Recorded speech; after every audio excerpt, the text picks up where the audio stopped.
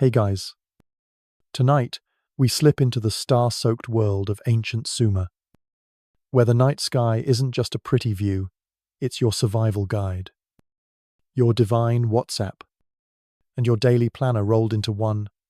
Imagine standing in a dusty village, the Tigris River humming softly, the air warm with the scent of baked earth. Above, stars pulse like a cosmic heartbeat, each one a memo from the gods. You're not stargazing for kicks. Your crops, your festivals, even your king's mood depend on getting this right. One wrong move, and you're not just lost, you're lunch for an angry deity. Spoiler, you wouldn't last a week without a priest astronomer holding your hand. So, before you get comfortable, take a moment to like the video and subscribe, but only if you genuinely enjoy what I do here. Drop a comment with where you're tuning in from and what time it is for you. It's always a thrill to see who's joining us from around the world. Now, dim the lights. Maybe turn on a fan for that soft background hum. And let's ease into tonight's journey together.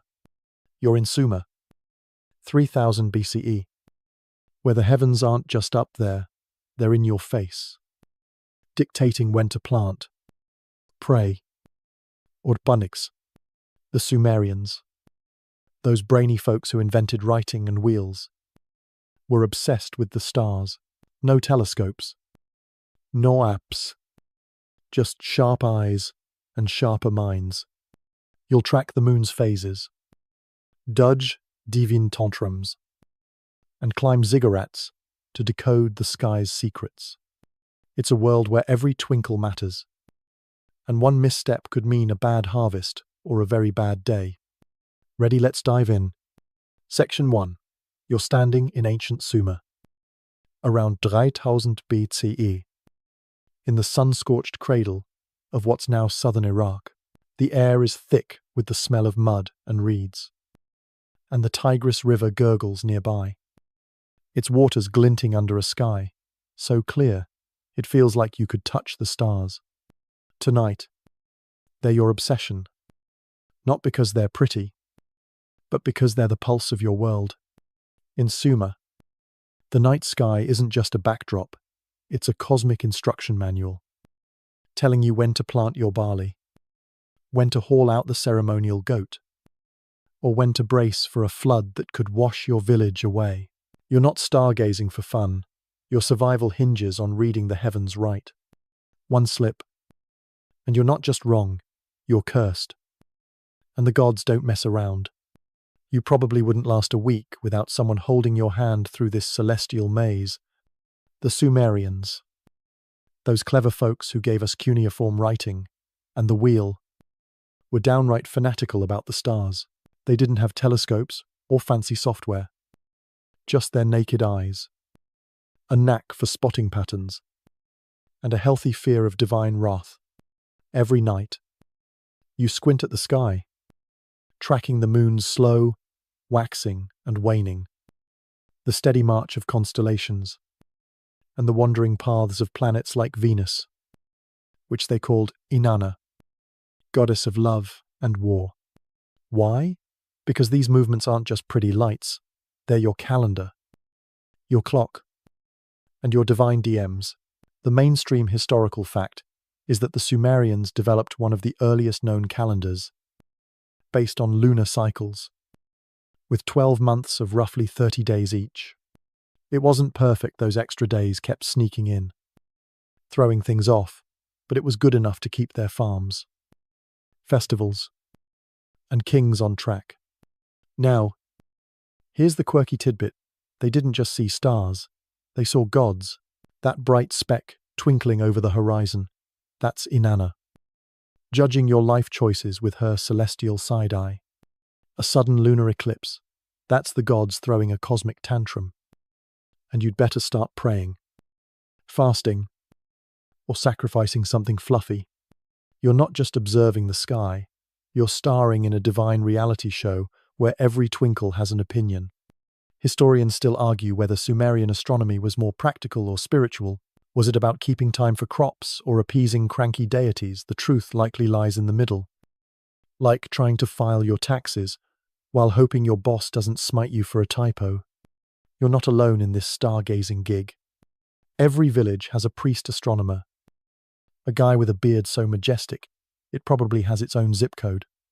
These aren't just nerds with a star fetish, they're the backbone of society. You follow one up the steps of a ziggurat, a massive, stepped tower that looms over the flat landscape like a mud brick mountain.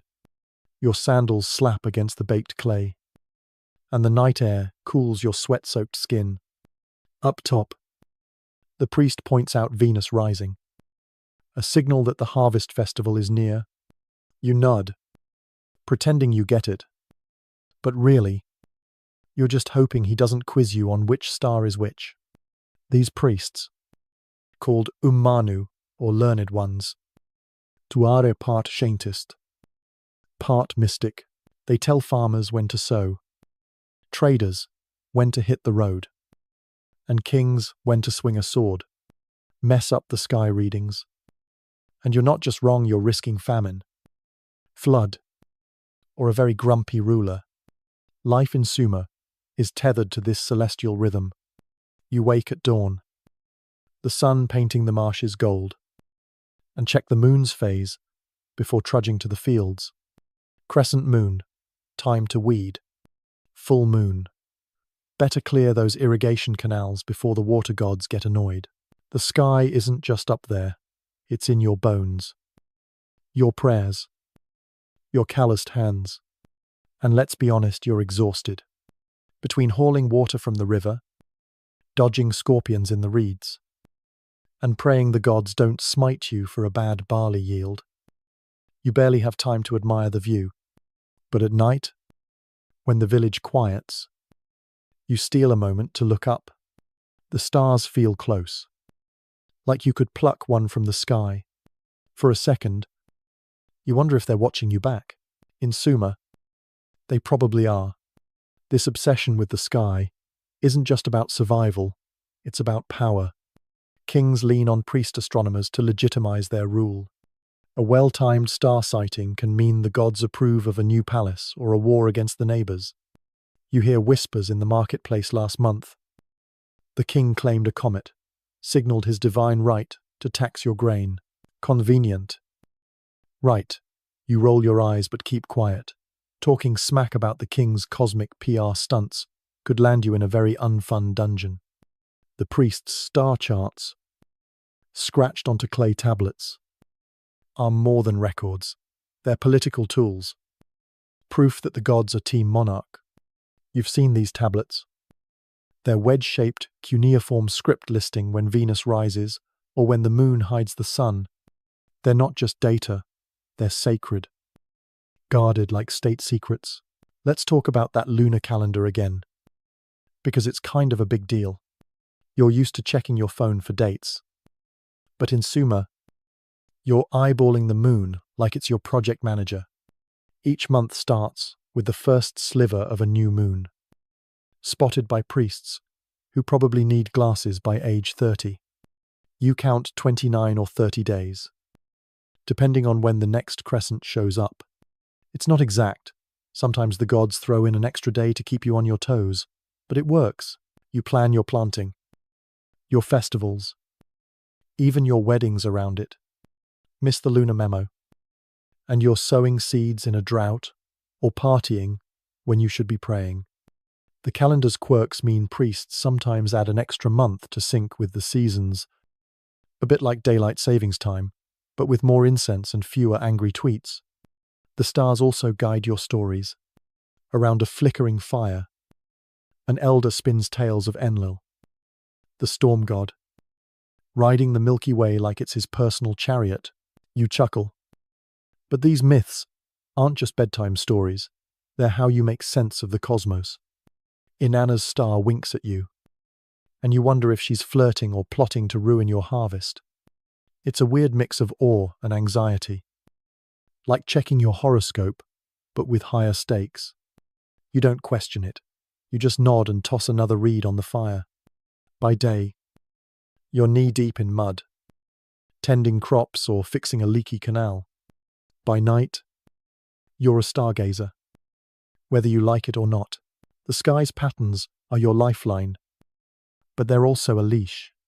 You can't escape the god's gaze, and you can't ignore the priest's orders. You're free to farm, trade, or dream, but only within the lines drawn by the stars. It's beautiful. In a way, the idea that the universe cares enough to send you signals, but it's also exhausting. Like living in a group chat with deities who never sleep. You lie on your reed mat, the fans hum lulling you, and stare at the roof, imagining the stars beyond. Tomorrow, you'll check the moon again, hoping you got it right. Section 2. You're hunched over in a dimly lit mud brick room. The air heavy with the scent of clay and burning oil. A flickering lamp casts shadows on the wall, and in your hands is a damp clay tablet, smooth as a river stone but softer, ready to be etched with the secrets of the sky. You're a scribe, or at least you're trying to be, and tonight's task is to record the stars' movements under the watchful eye of a priest astronomer who's probably seen more constellations than you've seen sunrises. Your reed stylus trembles as you press wedge-shaped marks into the clay, noting where Venus rose and how long the moon lingered before dawn. One wrong stroke, and you're not just messing up a tablet, you're risking the wrath of gods, kings, and a very grumpy supervisor. Welcome to the Sumerian art of celestial bookkeeping, where every scribble is a prayer and every mistake a potential curse. The Sumerians were obsessive record keepers, and their clay tablets are the world's first astronomical databases. These aren't just random notes, they're meticulous logs of celestial events. From the moon's phases to the sudden appearance of a comet that probably sent half the village into a panic. The mainstream fact here is that these tablets, some dating back to 3000 BCE, are among the earliest written records of human history. Preserved because clay, when baked, is tougher than your average hard drive. You're not just writing for today, you're writing for priests, a century from now, who'll use your notes to predict eclipses or plan festivals. Your tablet might outlast your entire bloodline, which is both cool and a little unsettling. Now, for the quirky bit, these tablets weren't always stored in neat archives. Some were buried under temple floors as offerings to the gods, like cosmic post-it notes for divine approval. Imagine you're digging under a ziggurat, hoping for treasure, only to find a 4,000-year-old to-do list about when Jupiter showed up. Historians still argue whether these buried tablets were purely ritualistic or a practical backup in case the temple burned down. Was it devotion or disaster prep? Either way, you're stuck in this stuffy room, your fingers cramping, hoping your cuneiform is legible enough to avoid a lecture from the priest. You're not alone in this scribbling marathon. The room is crowded with other scribes, their heads bowed over tablets, the air filled with the soft scratch of styluses and the occasional muttered curse when someone smudges their work. The priest astronomer looms nearby, his indigo robe catching the lamplight as he checks your progress. He's not just your boss, he's the guy who translates your scribbles into divine will. Last week, he read your tablet about a star's movement and declared it a sign to double the grain tax. You're not sure if that's your fault, but you're definitely not asking. The hierarchy here is clear: priests interpret, scribes record, and you don't get to have opinions unless you fancy a one-way trip to the afterlife. Writing isn't glamorous. Your hands are stained with clay dust. Your back aches from hunching, and the lamp's smoke is giving you a headache. You're using a reed stylus, sharpened to a point, to carve wedge-shaped, cuneiform marks. Each symbol represents a star's position, a planet's path, or the moon's mood swings. You've got to be precise. Sloppy wedges could mean you've predicted a harvest when you meant a flood. The tablet's surface is finicky, too wet, and it smudges, too dry, and it cracks. You're basically a cosmic accountant, balancing the universe's books while trying not to spill your barley beer on the tablet. Spoiler, you've already done that once. And the priest's glare still haunts your dreams. These tablets aren't just for show, they're the backbone of Sumerian society. Farmers rely on them to know when to plant. Priests use them to time rituals. And kings lean on them to justify their latest war. You're recording Venus's position tonight. But tomorrow, that data might decide whether the village feasts or fights. The tablets are stored in temple archives, stacked like ancient floppy disks, and priests consult them like they're checking a divine spreadsheet.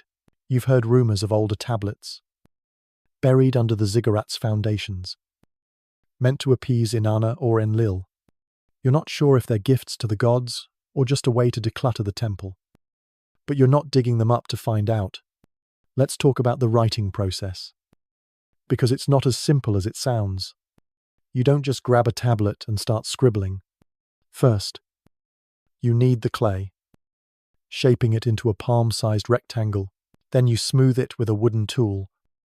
Your fingers slick with river water to keep it pliable. The stylus, cut from a reed, is your only weapon against the chaos of the cosmos. You press it into the clay at precise angles, creating wedges that form words, numbers, or symbols. A single tablet might take hours, especially if you're noting something complex like a lunar eclipse. You've seen older scribes with calloused fingers and squinting eyes, and you're starting to understand why they look so tired. The quirky thing about cuneiform is that it's not just for stars, it's for everything. You might spend the morning recording barley shipments, the afternoon tallying temple offerings, and the night logging Venus's latest jaunt across the sky. It's like being stuck in the world's most bureaucratic DMV. Except the customers are gods, and the paperwork is eternal. You've heard tales of scribes who got it wrong. One guy mixed up a star's position and accidentally triggered a week-long festival for the wrong deity. The village partied, but the priest was not amused. You're determined not to be that guy. So you double-check your wedges, even if it means staying up past midnight. The room's silence is broken only by the scratch of styluses and the occasional cough from a scribe who's inhaled too much lamp smoke. Outside, the village sleeps, but you're still working, your tablet glowing faintly in the lamplight. You finish a line, noting the moon's position, and pause to stretch your cramped fingers. The priest nods, which is as close to praise as you'll ever get. You're not sure if your work will save the harvest or start a war. But you know one thing, the stars don't care about your feelings. They'll keep moving, and you'll keep writing. Because in Zuma, the sky's story never stops, and neither do you. Section 3. You're sitting cross-legged on a reed mat in the shadow of a ziggurat. The night air warm and heavy, carrying the faint scent of river mud and blooming date palms. Above, the moon hangs like a polished silver pendant, its crescent so sharp it could slice the sky. You're not just admiring it, you're studying it. Because in ancient Sumer, around 3000 BCE, the moon isn't just a pretty light, it's your calendar, your clock, and the god's way of telling you to get your act together. You're here with a priest astronomer, his beard practically glowing with wisdom, as he explains why your entire life revolves around the moon's phases. One wrong move, like planting crops too early or missing a festival, and you're not just late, you're doomed. The harvest fails, the gods frown, and you're the village idiot who didn't check the lunar schedule. Spoiler, you wouldn't last a month without this guy's cheat sheet. In Sumer, the lunar calendar is the heartbeat of society, and you're learning how it works, one crescent at a time. The mainstream fact is that the Sumerians developed one of the earliest known calendars, dividing the year into 12 lunar months of 29 or 30 days, based on the moon's cycle from new to full and back again. This wasn't just a quirky hobby, it was a survival tool. Syncing agriculture, trade, and rituals with the rhythms of nature. Each month begins when the first sliver of the new moon appears, spotted by priests who climb ziggurats to get a clear view. You're tagging along tonight, your sandals gritty with dust, hoping to catch that first glimpse. The priest points to the horizon, where a faint arc of light emerges, and you squint, feeling like you're witnessing a divine PowerPoint presentation. Here's the quirky tidbit. The Sumerians didn't just track the moon, they named each month after gods or festivals, like a cosmic branding campaign. This month, you're in Nisanu, tied to the spring equinox and the god Anu, which means it's time for the Akitu festival, a 12-day party where you'll eat, drink, and hope the gods renew the world for another year. But if you misread the moon and start the festival early, that's not just awkward, it's blasphemy. And you might end up scrubbing temple floors as penance. Historians still argue whether the lunar calendar was primarily practical, for organizing farming and trade, or deeply religious, a way to stay in the gods' good graces. Was it about barley yields or divine vibes? Probably both. Like trying to plan a BBQ while praying the weather gods don't rain on your parade.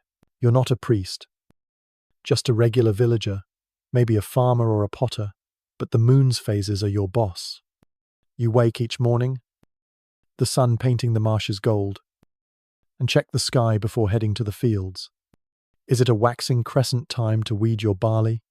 Full moon. Better clear the irrigation canals before the river gods get cranky. The lunar cycle isn't just a suggestion, it's a life sentence. You're tied to it like a goat to a post. And there's no arguing with a deity who controls the tides. The priest explains that the moon's journey takes about 5 days, which is why some months are 29 days and others 30. It's not exact. And every few years, the priests slip in an extra month to keep the calendar aligned with the seasons. You nod, pretending you understand. But really, you're just glad someone else is doing the math. Let's dive into how this calendar came to be. Because it's not like the Sumerians woke up one day and said, "Let's invent timekeeping." You're picturing a slow process. Centuries of watching the sky, noticing how the moon's phases matched the ebb and flow of the Tigris. Early farmers, like your great-grandparents, probably realized that planting during a waxing moon meant better yields, while a waning moon was good for pruning. These observations became rules, then rituals, then sacred law. By your time, the lunar calendar is a polished system, etched into clay tablets and preached from ziggurat steps. You've seen those tablets in the temple, their cuneiform wedges listing moon sightings like a divine to-do list. They're not just records, they're proof that the gods are micromanaging your life. The priest's voice is low and rhythmic, like he's trying to lull you to sleep. But you're too busy panicking about your role in this cosmic bureaucracy. You're supposed to report the new moon's sighting to the village headman, who'll relay it to the temple. If you get it wrong, say, you mistake a bright star for the moon's crescent, you're not just embarrassed, you're messing with the entire community's schedule. Last year, a neighboring village started their harvest festival a day early, and the priests declared it an insult to Inanna.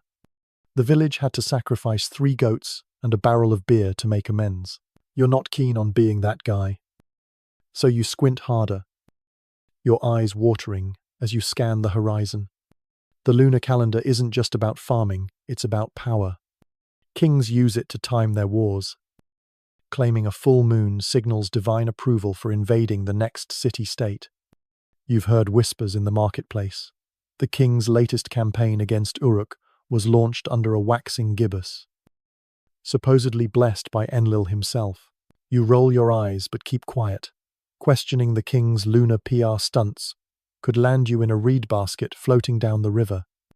Priests, meanwhile, use the calendar to control rituals. deciding when to burn incense, slaughter lambs, or parade the gods' statues through the streets.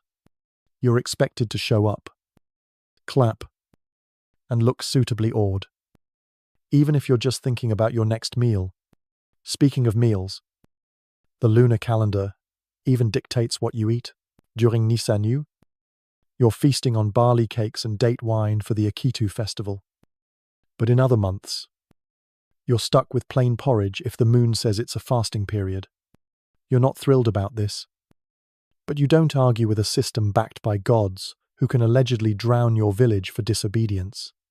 The priest tells you a story about a farmer who ignored the lunar schedule and planted during a waning moon. His crops withered, his goats ran off, and the village shunned him as cursed. You're not sure if it's true, but you're not risking it. You'll plant when the moon says so, even if it means waking up at dawn to check the sky. The calendar's quirks make life tricky, because a lunar year is about 354 days. It drifts out of sync with the solar year's 365 days. You've noticed the seasons creeping earlier, spring festivals happening in winter, harvest rites in the scorching summer. The priests fix this by adding an extra month every few years, a process called intercalation. You don't understand the details, but you've seen the priests arguing over it, waving tablets and pointing at the sky like they're debating a divine tax return. You're just glad you're not the one making the call.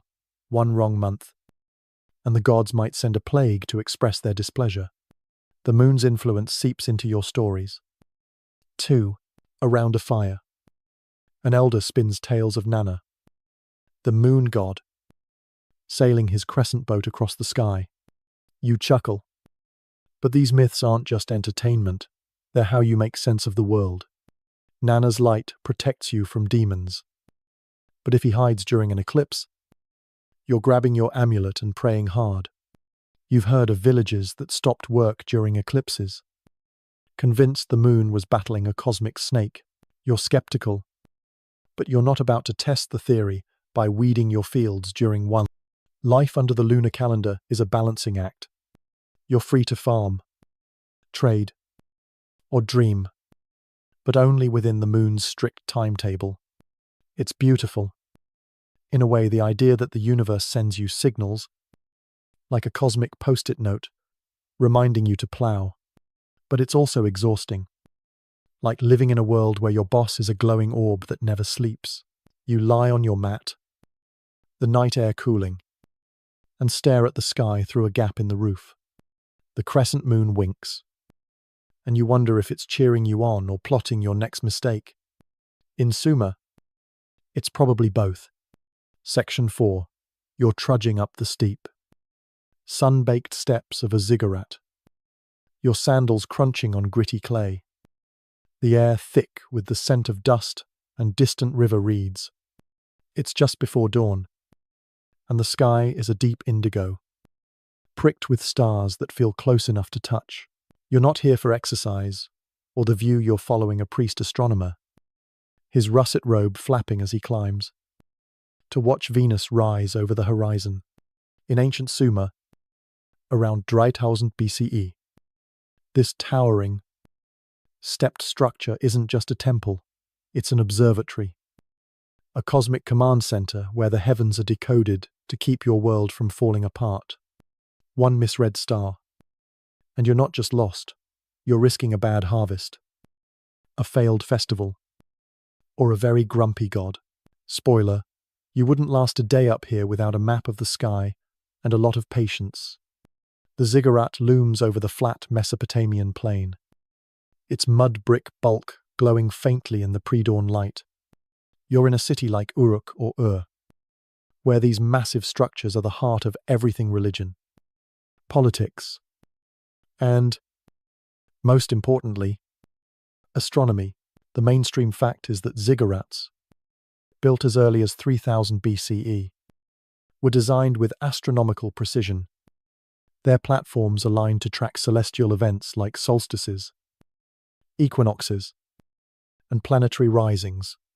You're on one of these platforms now, your breath heavy from the climb, as the priest points to a bright speck on the horizon. That's Venus, he says, the star of Inanna, signaling the start of the harvest season. You nod, trying to look wise, but you're mostly hoping you don't trip over a clay tablet and embarrass yourself in front of the gods. Here's the quirky tidbit. Some ziggurats had special rooms at the top, called beds of the gods, where priests would leave offerings, or, in wilder stories, where a priestess might commune with a deity under the stars. You're not sure if that's code for a sacred sleepover, or just a fancy way to say we left some bread up here. But you're not asking. The priest's too busy muttering about Venus to notice your smirk. Historians still argue whether these ziggurat platforms were purely for stargazing or doubled as stages for rituals meant to charm the gods. Was it science or spectacle? Probably both. Like setting up a telescope while chanting for good Wi-Fi. You're not a priest, just a humble villager, maybe a farmer or a weaver, but you've been roped into this dawn expedition because the priest needed an extra pair of hands. Your job is to hold the clay tablet while he dictates what he sees. Your fingers are sweaty, the tablet slick, and you're praying you don't drop it. The ziggurat's top platform is flat and wide, surrounded by a low wall, painted with fading ochre patterns. A wooden stool holds a water clock, its slow drip marking time as the sky shifts. You glance at it, wondering how anyone keeps track of stars and water at the same time. The priest, unfazed, scans the horizon with eyes sharper than your best read stylus. He's looking for Venus's exact position, which will decide if the village plants today or waits another week. The ziggurat itself is a marvel, a stack of mud brick terraces rising like a giant staircase. You've heard it took hundreds of workers years to build, hauling bricks under the scorching sun. Each level is smaller than the one below, leading to this sacred summit where heaven and earth supposedly meet. You're not sure about that, but the view is incredible: marshes stretching to the horizon, the Tigris glinting like a silver thread, and stars so bright they make your eyes ache. The priest says the ziggurat's alignment isn't random. Its corners point to the cardinal directions, and certain platforms catch the sun's rays during solstices. You're impressed, but also wondering if you'll get breakfast before the sun's fully up. Venus rises higher, a diamond against the fading night, and the priest starts dictating. You press your stylus into the clay, carving wedges that note the star's position relative to the horizon. Your hand cramps, but you keep going, because a mistake here could mean the difference between a bountiful harvest and a hungry winter. The priest's voice is calm, almost hypnotic, as he describes Venus' path. He calls it Inanna's star, a reminder that every celestial body has a divine personality. You've heard stories of Inanna's wrath floods, fominess, or just a really bad date harvest, so you're extra careful with your wedges. One sloppy mark, and you're not just a bad scribe, you're a cosmic troublemaker. The ziggurat's role isn't just about stargazing, it's about power. Kings fund these structures to show their buddies with the gods, and priests use them to control the calendar. You've heard whispers in the marketplace. The king's latest war was timed to a bright Venus sighting, supposedly a sign of divine favor.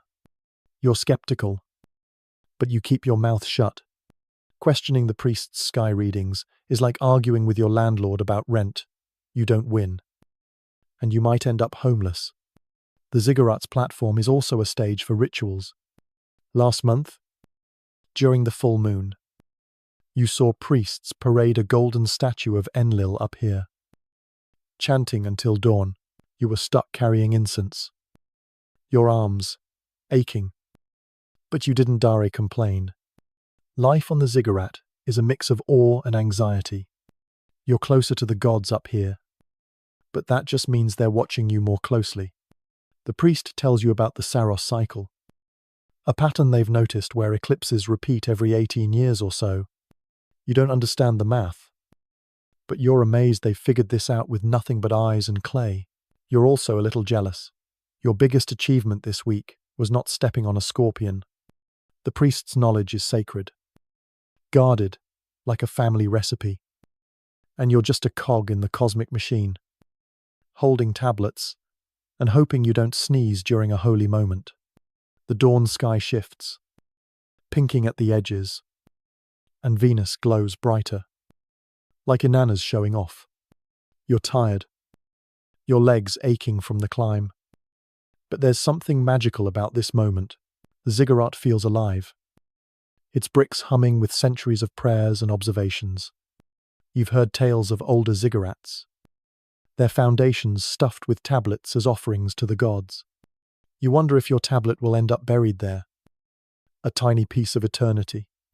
The priest finishes his dictation, and you hand him the tablet, your fingers smudged with clay. He nods, which is as close to a compliment as you'll get. You're not sure if your work will save the harvest or start a war. But you know one thing, the stars don't care about your feelings. As you descend the steps, the village waking below, you glance back at the sky.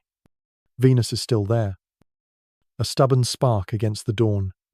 You're not a priest, not a scholar, just a villager trying to keep up with the cosmos. But for a moment, up here on this ancient platform, you feel like part of something bigger, a story written in starlight, etched in clay, and whispered by gods who might just be listening. You head home, the priest's words echoing, and wonder if you'll dream of stars or just collapse from exhaustion. In Sumer, it's probably both. Section 5. You're trailing behind a priest astronomer through a Sumerian village. The evening air thick with the scent of baked earth and smouldering reed fires. Your tunic sticks to your skin, and your sandals kick up dust as you weave past mud brick huts. Their flat roofs, glowing under a sky, bursting with stars. You're not here for a casual stroll.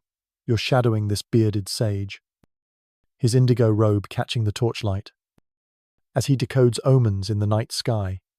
In ancient Sumer, around 3000 BCE, the stars aren't just pretty, they're divine memos, telling you if the gods are pleased or plotting to ruin your barley crop. One misread constellation, and you're not just confused, you're facing a failed harvest, a grumpy king, or a very offended deity. Spoiler, you'd probably misinterpret a star and start a village-wide panic before lunch. The priest astronomers, Orumunu, are the rock stars of Sumerian society, blending science, spirituality, and a knack for making everyone nervous. The mainstream fact is that these learned men were the backbone of Sumerian astronomy, using their observations to guide everything from planting schedules to royal decrees. You're at their mercy, following this one to a clearing outside the village where he's set up to watch the stars. He carries a clay tablet, etched with cuneiform notes from last night's sky, and a wooden staff that looks more ceremonial than practical. You're just a villager, maybe a potter or a farmer, but you've been roped into carrying his water clock, a clay pot that drips like a cosmic stopwatch. You're trying not to spill it, because one wrong move could mean a divine demerit. Here's the quirky tidbit. These priests, sometimes dressed as birds, to commune with the heavens, wearing feathered cloaks and making weird chirping noises during rituals. You're not sure if it's spiritual devotion or just a bad fashion choice, but you're keeping your smirk to yourself. The priest's already giving you side-eye for stumbling over a rock. Historians still argue whether these priest astronomers were primarily scientists or mystics. Were they calculating star positions to keep the calendar or reading divine soap operas in the sky? Probably both. Like solving a math problem while praying, your answer doesn't anger the cosmos. The clearing is quiet, save for the hum of crickets and the occasional bleat of a goat. You set down the water clock, its steady drip marking time as the priest scans the sky.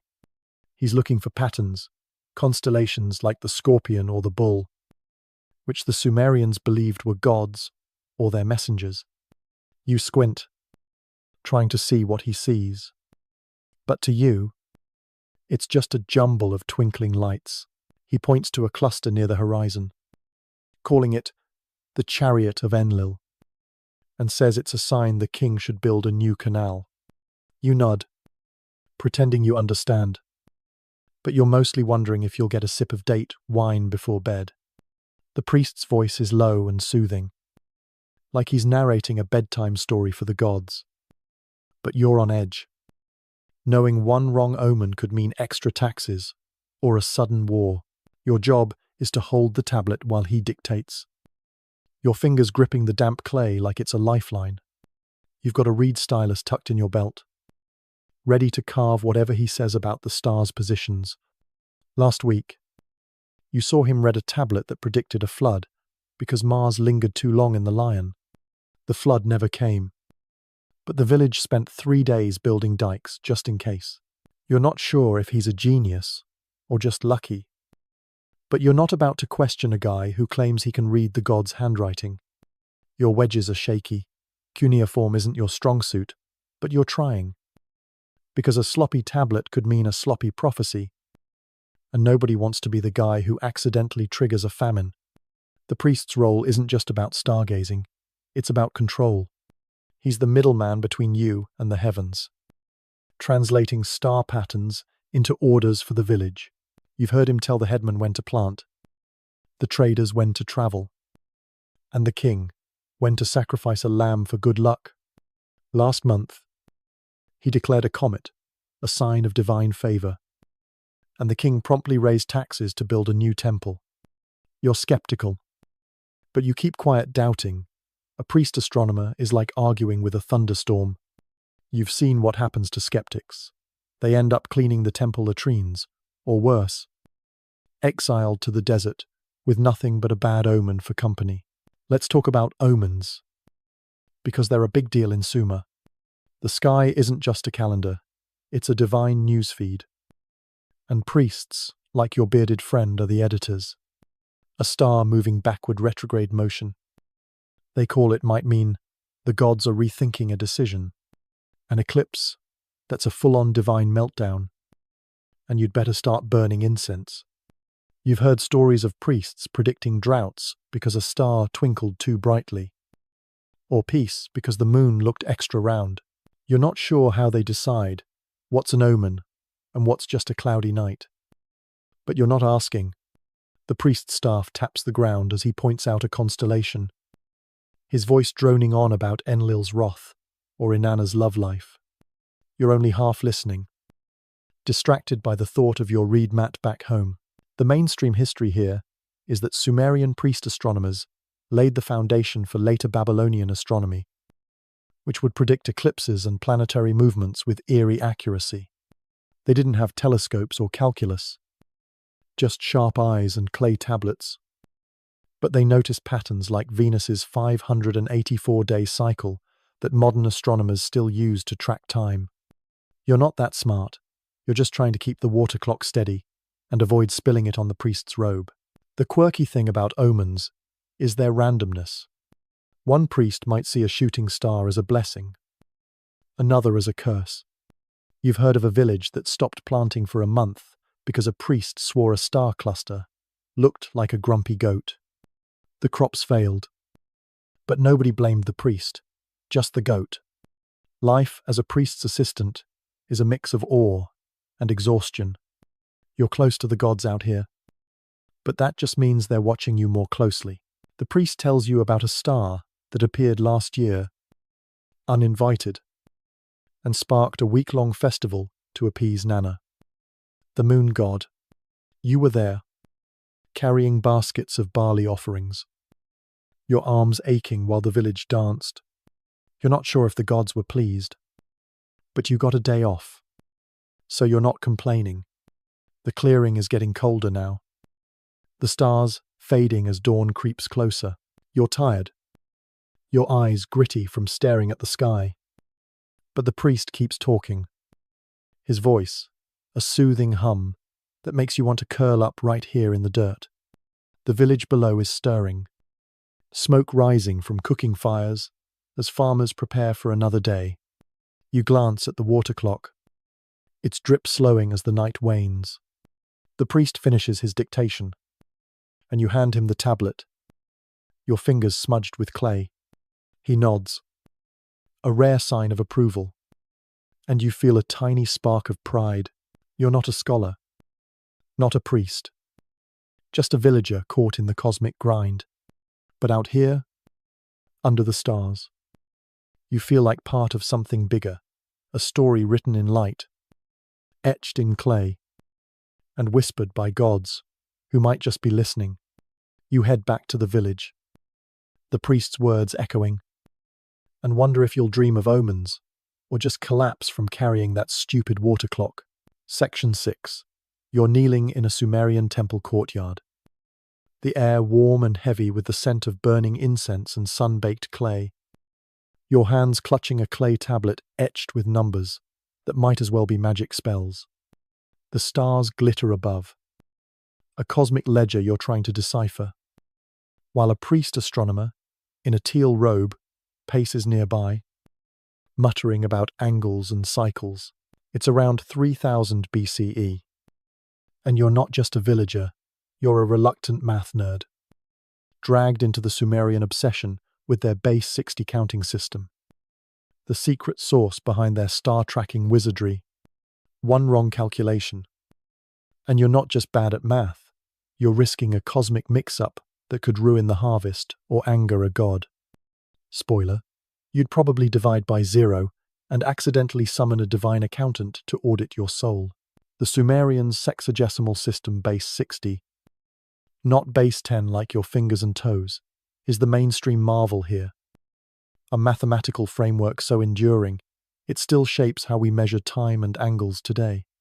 You're scratching wedges into clay, trying to keep up with the priest's rapid-fire instructions about the moon's position relative to a star cluster.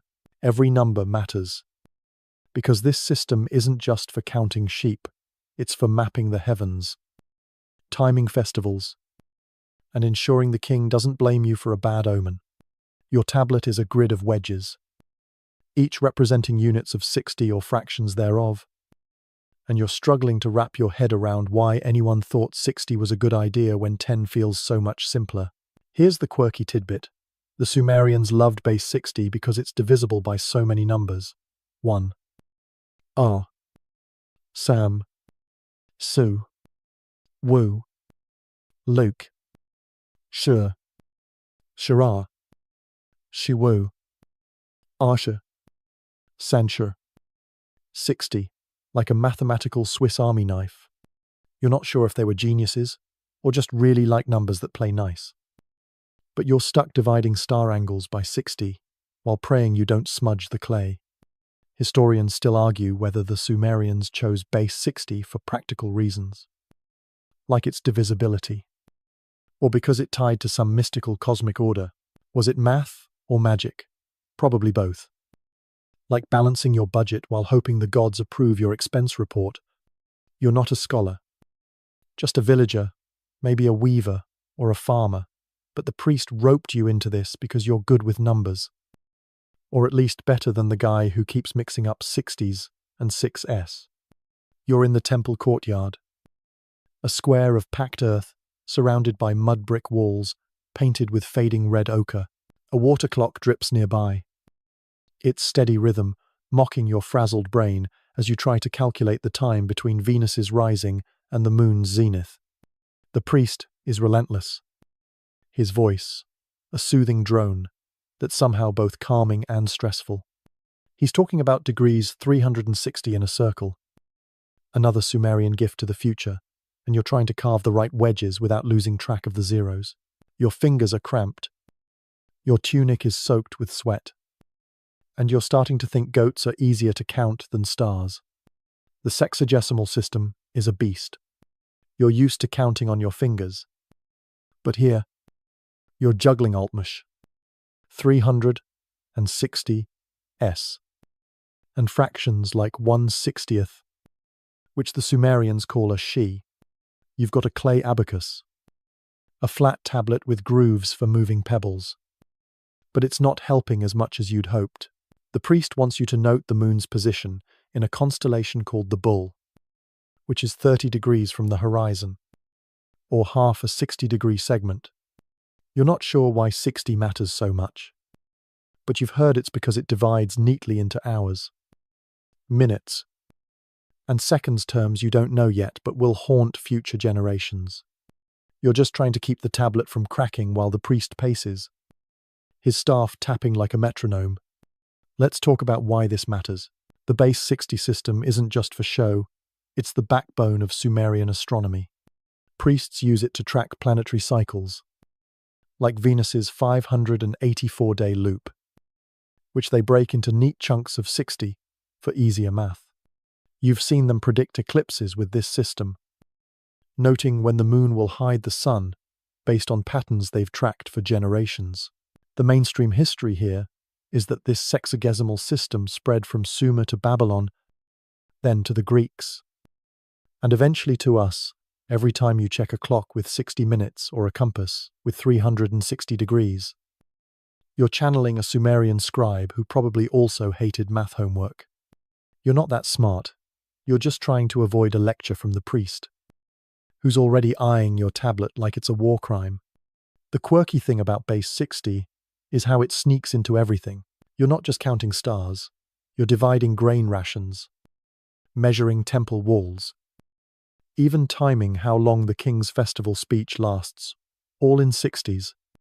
Last week, you helped measure a field for irrigation, and the surveyor used the same system, breaking the land into 60-unit plots. You're starting to think 60 is the answer to everything, like the gods hard-coded it into the universe. You've heard stories of scribes who got it wrong. One guy miscalculated a temple's dimensions by a factor of 60, and the builders ended up with a wall the size of a goat pen. The priest laughed, but the scribe was scrubbing floors for a month. You're not keen on repeating that, so you double-check your wedges, even if it means staying up past midnight. The courtyard is quiet now, save for the drip of the water clock and the priest's low chanting. He's not praying, just reciting numbers like they're a lullaby for the gods. You're exhausted, your eyes gritty from staring at the tablet. But there's something hypnotic about this work. The stars above are a puzzle, and your wedges are the pieces, fitting together to predict the future. You're not sure if you believe the priest's omens last month? He said, a bright star meant prosperity. But your barley crop still got eaten by locusts. Still, you keep carving. Because in Sumer, numbers aren't just math, they're divine orders. And you're not about to argue with a deity who controls the harvest. The priest's role is bigger than you realized. He's not just tracking stars, he's shaping society. Kings consult him before wars, farmers before planting, even brides before weddings. You've seen him declare a new moon, a sign to start the Akitu festival, a 12-day bash where everyone eats, drinks, and pretends the gods are throwing a party. You were there, carrying baskets of dates, your arms aching while the village danced. The priest's math made it happen, turning star angles into sacred dates. You're skeptical, but you keep quiet. Doubting a priest is like doubting gravity. And you've seen what happens to people who fall. The night drags on, the stars fading as dawn creeps closer. You're still carving. Your tablet, a mess of wedges that hopefully say something useful. The priest glances at your work and grunts, which is as close to praise as you'll get. You're not a mathematician, not a priest, just a villager caught in the cosmic grind. But out here, under the stars, you feel like part of something bigger, a story written in numbers, etched in clay, and whispered by gods who might just be crunching the numbers too. You head back to your hut, the priest's voice echoing, and wonder if you'll dream of 60s, or just collapse from counting them. Section 7. You're knee-deep in a muddy field, the Tigris River gurgling nearby. its waters reflecting a crescent moon that hangs like a silver sickle in the Sumerian sky. It's around 3000 BCE. And you're not just a farmer, you're a lunar disciple, planting barley under the watchful gaze of the gods. The air smells of wet earth and sweat, and your back aches from hours of bending over, thrusting seeds into the soil with a wooden hoe. The priest, astronomer's orders echo in your head, plant now, while the moon waxes, or risk a harvest so bad you'll be eating dirt by winter. In Sumer, the moon isn't just a light, it's your boss, your calendar, and a divine nag that never lets you sleep in. One wrong planting day, and you're not just broke, you're cursed. And the gods don't do refunds. Spoiler, you'd probably plant too early and anger a deity before noon. The mainstream fact here is that Sumerian agriculture was tightly tied to the lunar calendar, with planting and harvesting timed to the moon's phases for optimal yields. You're in the Fertile Crescent, where the Tigris and Euphrates rivers make farming possible, but not easy. Your field is a patchwork of muddy plots, crisscrossed with irrigation canals you dug by hand. The priest told you to sow under the waxing moon, when its light grows stronger, because it supposedly pulls crops up like a cosmic cheerleader. You're not sure if it's true, but you've seen what happens when you ignore the lunar schedule last year. A neighbor planted during the waning moon, and his barley was so sparse he had to trade his best goat for a sack of grain. Here's the quirky tidbit. Some Sumerians believed planting under a full moon could make crops too wild. Like the moon's glow, would turn your barley into a rebellious teenager. You've heard elders warn against it, saying the plants grow tall but brittle, as if Inanna herself got too excited and overdid it. You're skeptical, but you're not testing the theory, not when the priest's watching and your family's dinner depends on it. Historians still argue whether these lunar planting rules were based on practical observation or pure superstition. Did the moon really boost crops? Or was it just a way to keep farmers in line? Probably both. Like watering your plants while praying they don't hold a grudge. You're not alone in this muddy grind. Other farmers dot the field, their silhouettes hunched under the moonlight, their hoes scraping rhythmically. You're all following the priest's orders, passed down from the ziggurat where he tracked the moon's phases. You remember climbing those steps last week, carrying a tablet for him, your sandals slipping on the clay. He pointed out the crescent moon, said it was time to plant, and you nodded, pretending you understood his cosmic math. Now you're here, your hands blistered, shoving seeds into the earth, while hoping the gods don't send a flood to ruin your work. The moon's light is faint, casting long shadows that make your field look like a lunar landscape itself. Farming in Sumer is a high-stakes game. You're not just battling bugs or drought, you're wrestling with a calendar that's half science, half divine whim. The lunar cycle, with its 29 or 30-day months, tells you when to sow, weed, and harvest. You've got a waxing crescent now, which means growth. So you're planting barley and praying it takes root before the next flood season. The priest says the moon's pull strengthens plants, like it strengthens tides. But you're not sure if he's a genius or just making it up. You've seen his clay tablets, covered in cuneiform wedges that track the moon's path. They're like divine spreadsheets. And you're just a cell in the cosmic formula, hoping your crops don't get marked fail. The quirky thing about lunar farming is how it shapes village life. You're not just planting for yourself, you're feeding the temple, the king, and the god's endless appetite for offerings. Last month, you hauled a basket of barley to the ziggurat as a tax, your arms aching while priests chanted about the moon's blessings. You're not thrilled about giving away half your crop, but you don't argue with guys who claim they talk to Nana, the moon god. You've heard stories of farmers who skimped on their offerings. One guy hid a sack of grain, and his field mysteriously flooded the next week. You're not saying it was divine wrath, but you're not taking chances either. Your barley's going in the ground, and you're keeping your prayers polite. The field is quiet, save for the splash of water in the canals and the occasional grunt from a tired farmer. You're using a wooden hoe, its handle worn smooth from years of use, and your tunic is caked with mud. The moon's light makes it just bright enough to see, but you're squinting, trying not to plant your seeds too deep. You've got a clay amulet in your pocket, a crescent-shaped charm for Nana's favor, but you're not sure it's helping. The priest says the waxing moon is a good omen, but you're still worried about locusts, bandits, or just plain bad luck. You've seen fields wiped out by a single storm, and the memory keeps you up at night, even when the moon's supposed to be lulling you to sleep. Let's talk about irrigation, because it's the other half of your lunar life.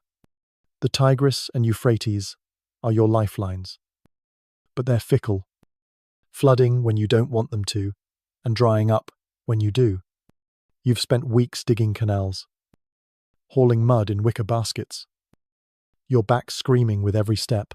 The lunar calendar tells you when to open the canal gates during the waxing moon. Water flows stronger, or so the priest claims. You're not sure if it's the moon or just gravity, but you've seen the fields thrive when you follow the schedule.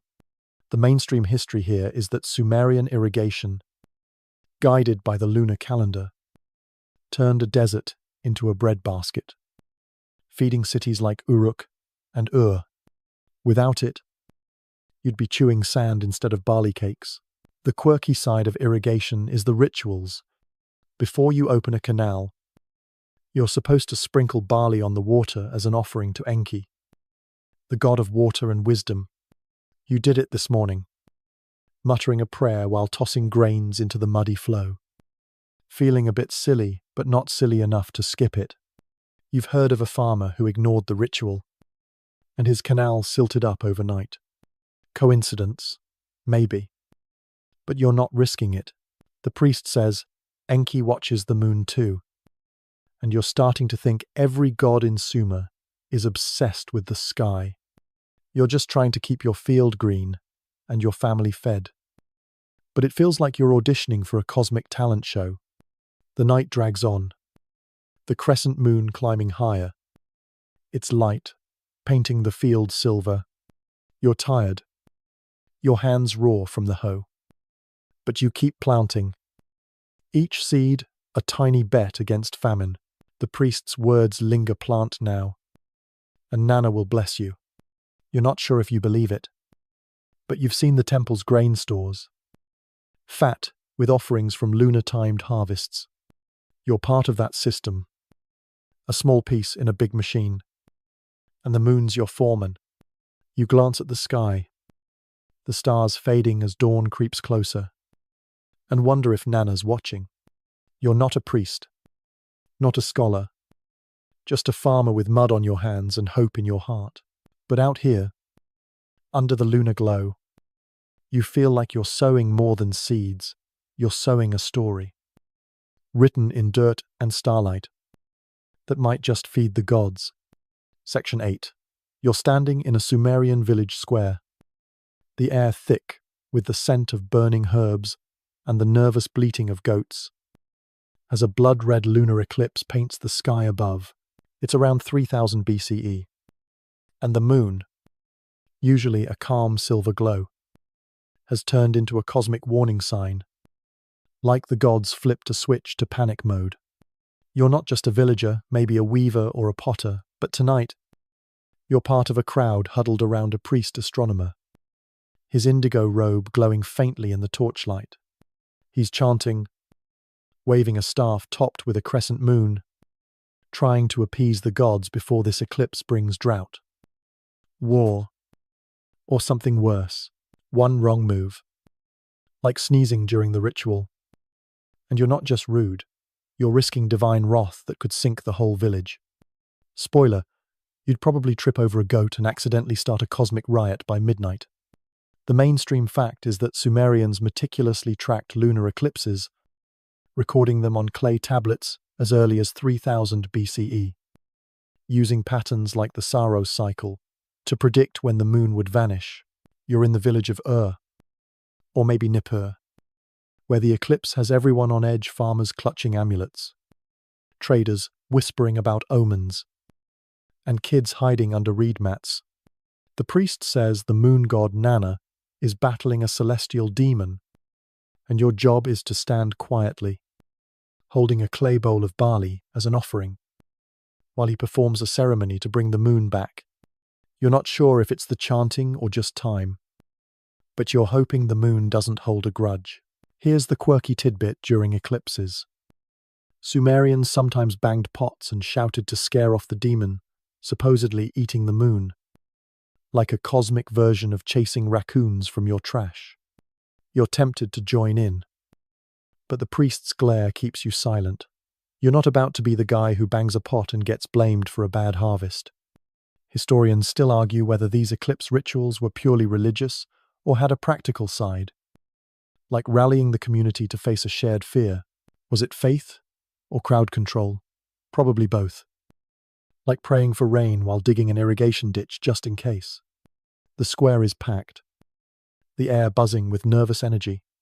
Torches flicker, casting shadows that dance like spirits on the mud brick walls. You're clutching your bowl, trying not to spill the barley, while the priest's voice rises and falls. A soothing drone that's half prayer. Half lullaby.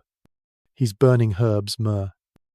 You think it's sharp scent stinging your nose. The eclipse is in full swing. The moon, a rusty smear against the starry sky. And you can't help but feel a chill, like the gods are watching you specifically.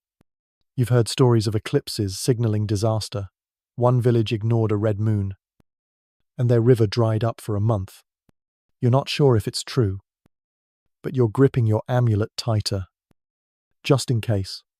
Your role in this ritual is small, but stressful. The priest handed you the bowl and told you to stand still, which sounds easy until you realize every villager is watching, waiting for you to mess up. You're not a priest, just a regular guy who weaves baskets or fires pots. But tonight, you're part of the cosmic damage control team.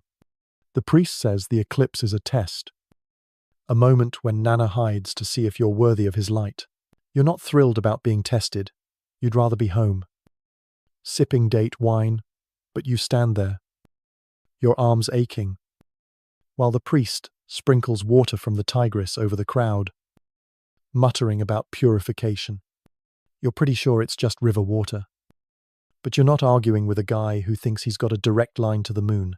The mainstream history here is that Sumerian eclipse records scratched on clay tablets were some of the earliest scientific observations, passed down to the Babylonians, who refined them into predictive models. They noticed eclipses followed a cycle roughly 18 years, or 223 lunar months called the Saros, which let them warn villages before the moon turned red. You're not that smart. You're just trying to keep your barley from spilling while the priest chants about Nana's battle. You've seen those tablets in the temple. They're wedges listing dates and positions like a divine weather forecast. They're not just records. They're proof the priests can talk to the gods, or at least fake it well enough to keep the king happy. The quirky side of eclipse rituals is their chaos. You're surrounded by villagers doing their own mini rituals. Some burn sage, others tie knots in reeds, and one guy keeps tossing pebbles at the sky like he's personally fighting the demon. You'd laugh. But last week, you saw a trader do the same thing during a storm, and his caravan made it home safely. You're not superstitious, but you're not tossing your amulet away either. The priest says the eclipse will end soon, and you're hoping he's right, because your arms are screaming from holding this bowl, and the kids nearby are starting to whisper about demons. You're not scared, okay, maybe a little, but you're mostly wondering if you'll get to eat that barley, or if it's all going to the gods. The ritual drags on, the priest's chants growing louder as the moon's red hue deepens. You're supposed to stay silent, but your mind's wandering to last month's festival, when you carried baskets of dates up the ziggurat for a lunar celebration. You're starting to think every big event in Sumer involves the moon, like the gods are obsessed with their own lighting. The priest's staff taps the ground, a steady beat that's oddly calming, like a fan humming in the background. He's calling on Enlil, the storm god, to help Nana fight off the demon. You're not sure if Enlil's listening, but you're keeping your bowl steady, just in case he's got a clipboard and a bad temper. Life during an eclipse is a village-wide pause. Farmers stop ploughing, traders halt their caravans, and even the king's probably holed up in his palace, praying the priests get this right. You've heard stories of eclipses sparking riots. One village thought the moon was gone forever and burned their grain stores in a panic. You're not that dramatic, but you're clutching your bowl tighter, hoping the moon comes back before the goats start eating your tunic. The priest says the eclipse is a sign, maybe of prosperity, maybe of doom. It depends on how the stars look when the moon returns. You're not sure how he decides, but you're not asking. Questioning a priest during an eclipse is like arguing with a thunderstorm. You just get wet and regret it. The moon starts to brighten, a sliver of silver creeping back, and the crowd murmurs with relief. The priest raises his hands, claiming victory for Nana, and you're tempted to roll your eyes. But don't. You've seen what happens to skeptics. One guy laughed during a ritual and ended up cleaning the temple latrines for a month. The eclipse fades, the moon glowing again, and you set down your bowl, your arms screaming with relief. The priest nods, a rare sign of approval, and you feel a spark of pride. You're not a scholar, not a priest, just a villager caught in the cosmic drama. But tonight, under the fading red moon, you feel like you've helped save the world, or at least kept the gods from noticing your shaky handwriting. Section 9. You're sprawled on a reed mat in a Sumerian village. The night air warm and heavy, with the scent of date palms and smouldering fires, as an elder's voice weaves tales of gods dancing among the stars. It's around 3000 BCE. And you're not just a villager, maybe a farmer or a basket weaver. You're a captive audience, listening to myths that make the glittering sky above feel alive. The constellations aren't just lights, they're divine soap operas, with gods like Inanna and Enlil acting out dramas that explain why your crops grow or your goats run off. One wrong move, like dozing off during the story. And you're not just rude, you're risking a cosmic snub that could curse your harvest. Spoiler, you'd probably nod off and wake up with a deity glaring at you from the Milky Way. The mainstream fact is that Sumerian mythology was deeply tied to astronomy, with constellations and planets named after gods and linked to earthly events. A practice that shaped their culture and rituals. You're in a village near Uruk, surrounded by neighbors on mats, their faces lit by the flicker of a clay lamp. The elder, her voice low and rhythmic, points to a cluster of stars she calls the chariot of Enlil, saying it's where the storm god rides to battle chaos. You're trying to stay awake, your back aching from a day in the fields, but her stories are hypnotic, pulling you into a world where the sky is a stage and you're a bit player in the god's endless drama. Here's the quirky tidbit. Some Sumerian myths claimed the stars were the god's jewelry, like Inanna's necklace sparkling as Venus, dropped during a divine party that went too wild.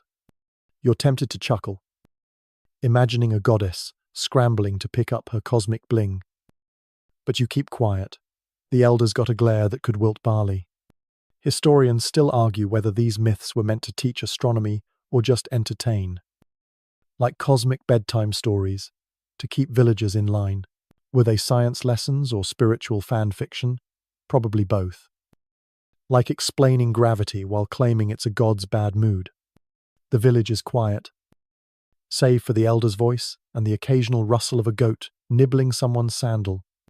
You're lying on your mat, the ground hard under your shoulders, staring at the sky as she traces constellations with a gnarled finger.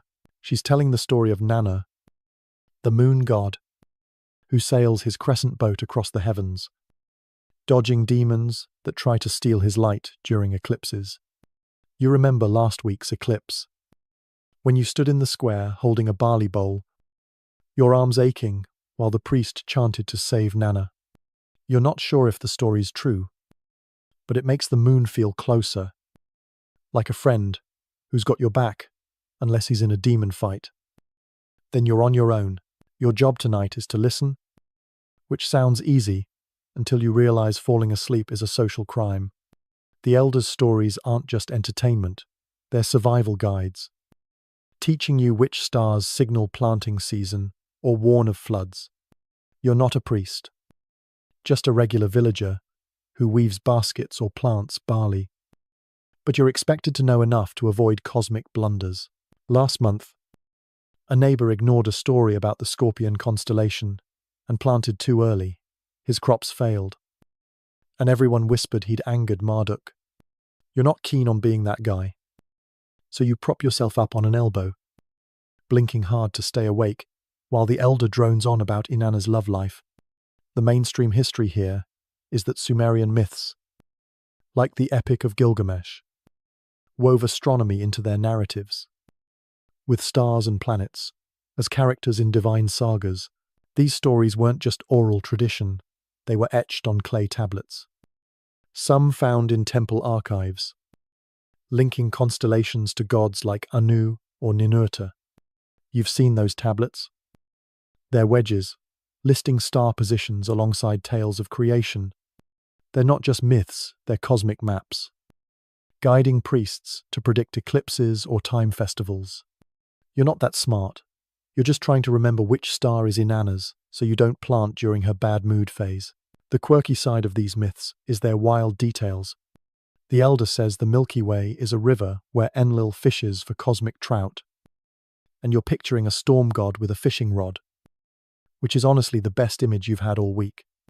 You've heard other tales like how the bull constellation is a celestial cow that gives milk to the gods, or how shooting stars are Inanna's tears when she fights with her lover.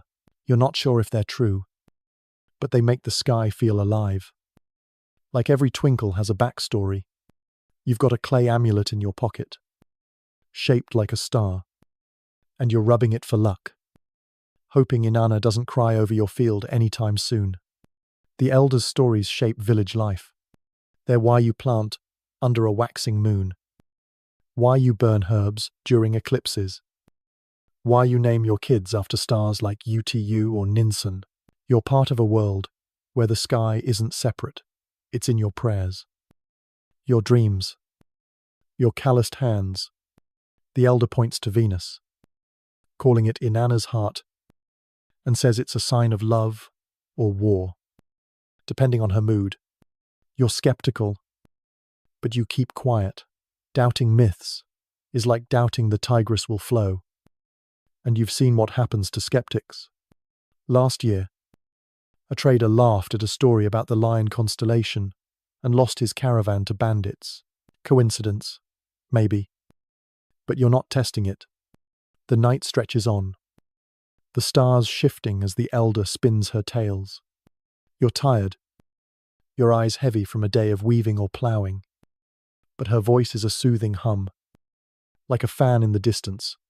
She's telling how Anu, the sky god, arranged the stars to mark the seasons, and you're picturing a cosmic interior decorator with a very big ladder. You're not sure if it's true, but it makes the sky feel purposeful, like every star's there for a reason. You glance at the crescent moon, remembering the priest's orders to plant soon, and wonder if Nana's boat is smooth sailing tonight. Life under these myths is a delicate dance.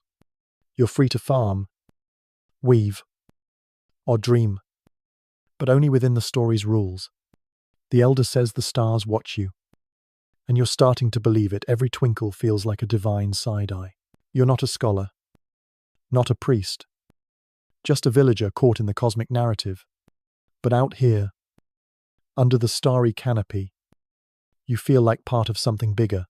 a story written in light, told in whispers, and guarded by gods who might just be rooting for you. You roll onto your side, the mat creaking, and let the elder's voice lull you, hoping you dream of Inanna's necklace and not her cosmic temper tantrum. Section 10. You're trudging across a Sumerian desert. The night air sharp with the scent of dry earth and distant campfires. Your sandals sinking into soft sand as you guide a caravan of donkeys laden with barley sacks. Above, the starry sky stretches like a cosmic map. And you're not just a trader, you're a navigator, using Sumerian star charts to find your way to the next city-state.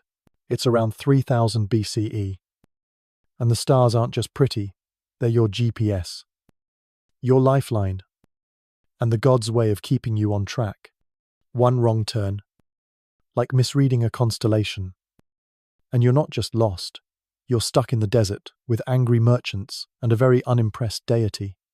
Spoiler, you'd probably follow the wrong star and end up trading your donkeys for a sand dune by dawn.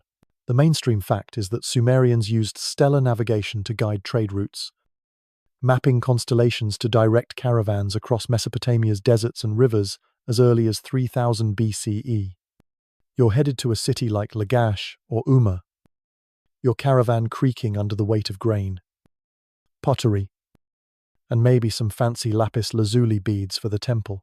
The priest astronomer back in your village gave you a clay tablet etched with cuneiform wedges, a star chart showing key constellations like the Bull or the Scorpion. You're clutching it now, squinting at the sky, trying to match the wedges to the twinkling lights above. Your job is to keep the caravan moving, because stopping too long risks bandits, thirst, or a divine omen that'll spook your crew. Here's the quirky tidbit. Some traders believed the stars whispered directions, like Inanna's voice guiding them if they offered her a sip of date wine under Venus.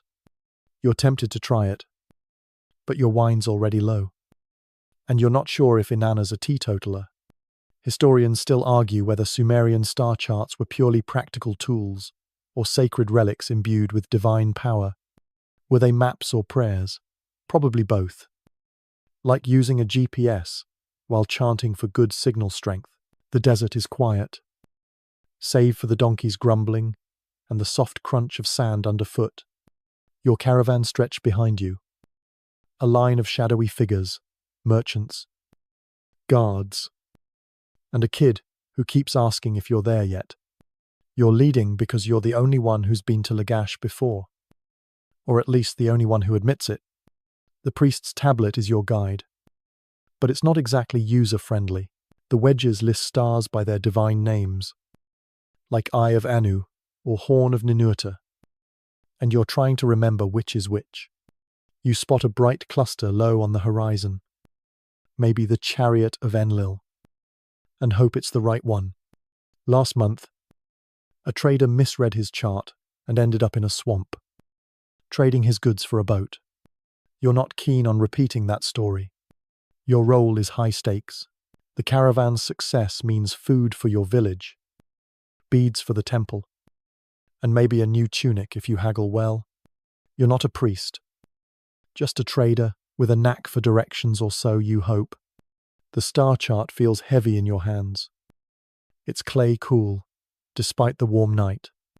You've seen the priest etch these tablets, his stylus carving wedges under torchlight, muttering about angles and cycles. You remember shadowing him up the ziggurat, holding a water clock while he tracked Venus. Now, out here, you're putting his work to the test, praying his math holds up. The stars don't lie, but your eyes might, especially after a long day of wrangling donkeys. The mainstream history here is that Sumerian trade routes, stretching from Mesopotamia to the Indus Valley, relied on stellar navigation to cross deserts and mountains. They didn't have compasses or sextants, just clay tablets and sharp eyes. But they mapped routes that carried goods like cedar, tin, and lapis lazuli. You're part of that network, hauling barley to trade for wool, or maybe some shiny beads to impress your neighbor. The quirky thing about star charts is their secrecy. Priests guard them like family recipes, only sharing with trusted traders like you. You've heard stories of a merchant who tried to copy a chart and got caught, his donkeys mysteriously vanished. And everyone blamed Inanna's wrath. You're not copying anything, but you're keeping the tablet close, just in case. The desert feels endless. The stars, your only friends. You're looking for the Scorpion constellation, which the priest said marks the path to Lagash. You spot it, its claws low in the sky, and feel a spark of relief. The caravan's grumbling quiets as you point it out, your voice steady, despite your racing heart. You're not sure if the stars are guiding you or just watching, but you're grateful for their light. The donkeys plod on, their hooves kicking up dust that sparkles in the starlight. You're tired, your legs aching from hours of walking, but the sky keeps you moving, like a cosmic coffee break that never ends. Life on the trade route is a gamble. Bandits lurk in the hills. Rivers can flood without warning, and the gods might decide to throw a comet just to mess with you. You've got a clay amulet shaped like a star, tucked in your tunic, and you're rubbing it for luck. Last week, you heard about a caravan that followed a bright star and found a hidden spring. Everyone called it Enlil's gift. You're not counting on miracles, but you're keeping your eyes on the Scorpion, hoping it leads to Lagash and not a dead end. The priest said the stars are divine messengers, and you're starting to believe him, especially when the alternative is wandering until your water runs out. The night stretches on, the stars shifting as you walk. You're checking the tablet again, your fingers tracing the wedges, trying to match them to the sky. The priest's voice echoes in your head, his lessons about angles and cycles. You're not a scholar, just a trader with a job to do. But out here, you feel like a priest yourself, reading the gods' handwriting, the caravans behind you, trusting you to lead, and you're trying not to let them down. You glance at Venus, bright as Inanna's smile, and wonder if she's rooting for you or just showing off. You're tempted to offer her that wine, but you settle for a quiet prayer instead. The desert air cools, the stars fading as dawn creeps closer. You're still walking, the Scorpion guiding you, and you spot a faint glow on the horizon, maybe Lagash's torchlights. Your heart lifts, but you're not celebrating yet. You've heard too many stories of mirages. You're not a hero, not a priest, just a trader caught in the cosmic grind. But out here, under the starry map, you feel like part of something bigger, a story written in light, carried on donkey hooves, and whispered by gods who might just be cheering you on. You keep moving, the tablet heavy in your hands, and hope you dream of Lagash's markets and not a desert dead end. Section 11. You're standing in a bustling Babylonian marketplace, the air thick with the scent of roasted sesame and sun-warmed clay. Your tunic brushing against stalls piled with barley, dates, and lapis lazuli beads. It's around 1800 BCE, centuries after the Sumerians. And you're not just a trader, you're a witness to how Babylonians have taken Sumerian stargazing and turned it into a cosmic science project. The sky above is fading to twilight, stars peeking out like divine spies, and you're clutching a clay tablet etched with cuneiform that tracks the moon's path. A priest astronomer nearby, his saffron robe catching the torchlight, mutters about eclipses and omens, and you're trying to keep up without looking like you're lost. One wrong move, like misreading a star's position, and you're not just confused, you're risking a bad trade deal or a divine snub that could tank the market. Spoiler, you'd probably mix up Venus and Jupiter and accidentally spark a cosmic stock crash by noon. The mainstream fact is that Babylonians, building on Sumerian astronomy, developed advanced mathematical models to predict celestial events like eclipses and planetary movements by the 2nd millennium BCE. You're in Babylon, a city of towering ziggurats and bustling trade, where the sky isn't just a story, it's a ledger, tracked with precision that would make a modern astronomer jealous. Your tablet, borrowed from a temple scribe, lists the positions of stars and planets, using the same base 60 system you struggled with back in Sumer. You're not a priest, just a trader who's been roped into delivering this tablet to a merchant who bets on grain prices based on lunar omens. You're squinting at the wedges, hoping you don't misread a number and ruin his deal. Here's the quirky tidbit. Babylonian astronomers sometimes used omen texts that predicted events like floods or wars based on whether a star twinkled too much. Like a divini mood ring. You've heard one scribe claim a wobbly Venus meant the king's cousin would stub his toe. And you're trying not to laugh, but the merchant's nodding like it's gospel. Historians still argue whether Babylonian astronomy was more scientific or superstitious. Were they crunching numbers to understand the cosmos, or just pleasing the gods with fancy math? Probably both. Like calculating your taxes while hoping your boss doesn't smite you for a typo. The marketplace is alive. Vendors shouting over the clink of bronze coins and the bleat of goats. You weave through the crowd, dodging a kid, chasing a stray chicken, your tablet tucked under your arm like a sacred briefcase. The priest astronomer you're trailing is a big deal. His name's whispered, like he's got a direct line to Marduk, the chief god.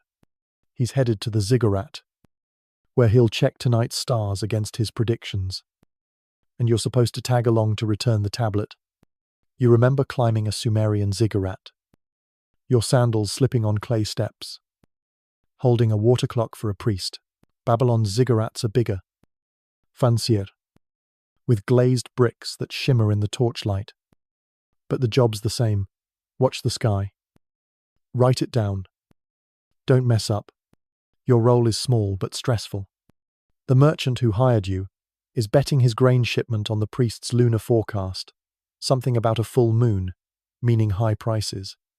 You're not sure how the moon controls barley, but you've seen traders lose everything on bad omens. So you're keeping the tablet safe. The priest's voice cuts through the market noise, droning about retrograde motion when planets seem to move backward in the sky. You're nodding, pretending you get it. But you're mostly wondering if you'll get paid in dates or just a pat on the head. The tablet's wedges list angles and cycles, using the sexagesimal system you wrestled with in Sumer. And you're grateful someone else did the math. The mainstream history here is that Babylonian astronomers, like their Sumerian ancestors, created star catalogues and predicted eclipses with eerie accuracy, using clay tablets like the Enuma Anu Enlil to record centuries of data.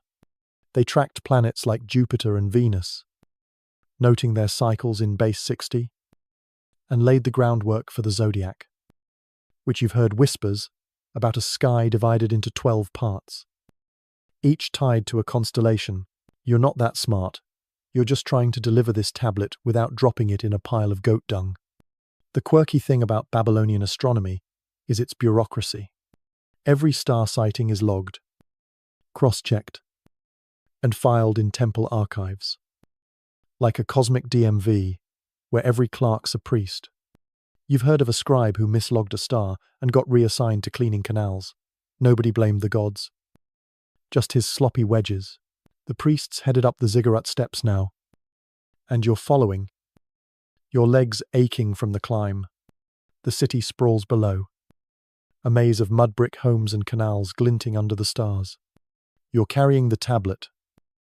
It's clay, cool in your hands, and trying not to trip. The priests muttering about the Saros cycle, an 18-year pattern for eclipses. And you're impressed. Even if you don't understand, you remember the Sumerian eclipse, holding a barley bowl while the moon turned red. Your arms screaming. Babylonians don't just react to eclipses, they predict them, sending runners to warn villages before the sky darkens.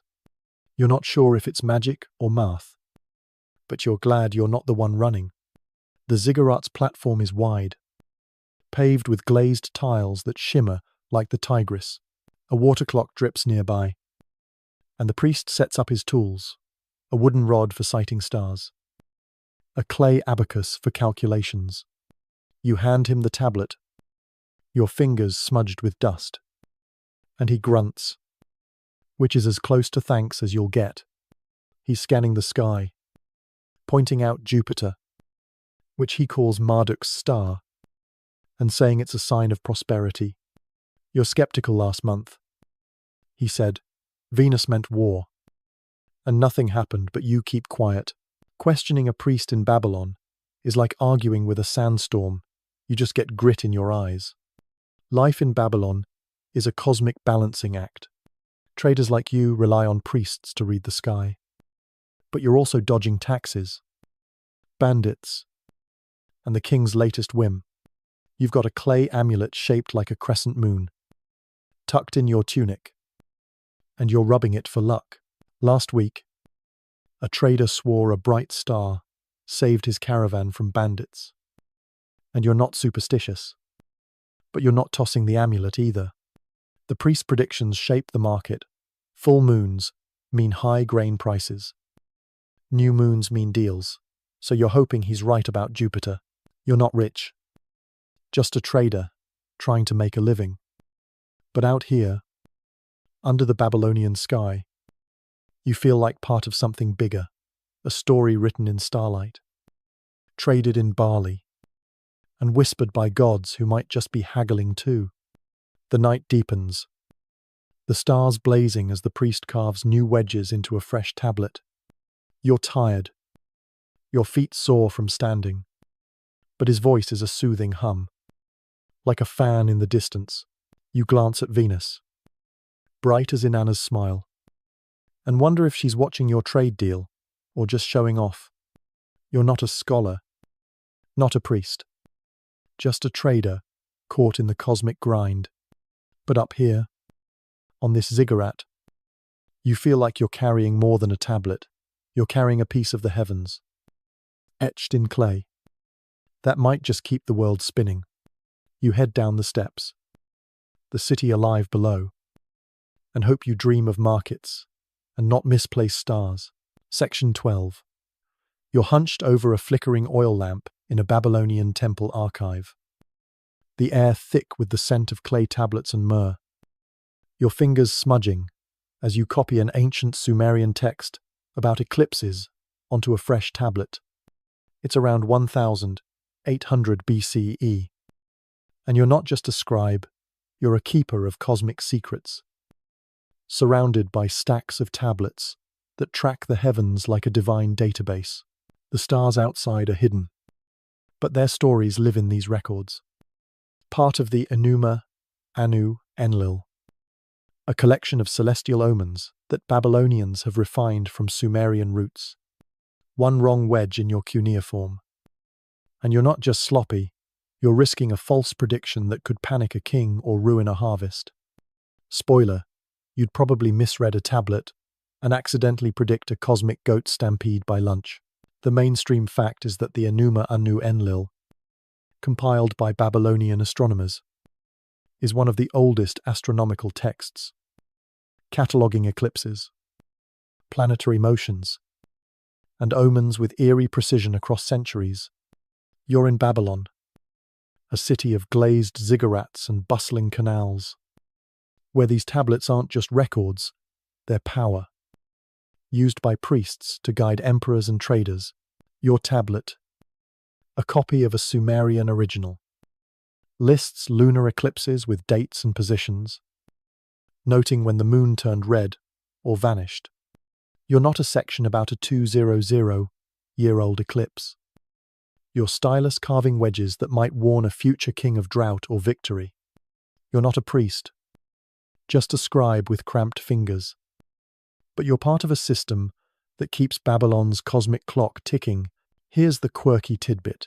Some Enuma Anu Enlil omens are absurdly specific, like predicting a king's indigestion If a star twinkles near the moon's left horn, you're trying not to smirk as you copy this, imagining a royal tummy ache blamed on a cosmic hiccup.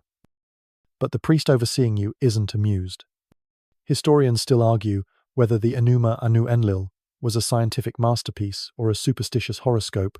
Were Babylonians decoding the universe, or just pleasing the gods with fancy record-keeping? Probably both. Like charting the stars while hoping your boss doesn't smite you for a typo. The archive is a maze of mud brick shelves, stuffed with tablets that smell like earth and time. You're surrounded by scribes, their heads bent over tablets, the soft scratch of styluses filling the air like a cosmic typewriter. You're copying from a cracked Sumerian tablet. Its wedges faded, but legible. And you're awestruck by its age. Someone carved this when your great-grandparents' were kids. You remember shadowing a priest up a ziggurat in Sumer, holding a water clock while he tracked Venus. Babylon's taken that work and supercharged it, using math to predict eclipses years in advance. You're not that smart. You're just trying to keep your wedges neat and avoid a lecture from the priest, whose saffron robe looms like a warning flag. Your role is tedious, but critical. The Enuma Anu Enlil isn't just a book, it's a living tool, consulted by priests to advise the king on wars, taxes, or whether to eat fish on a new moon.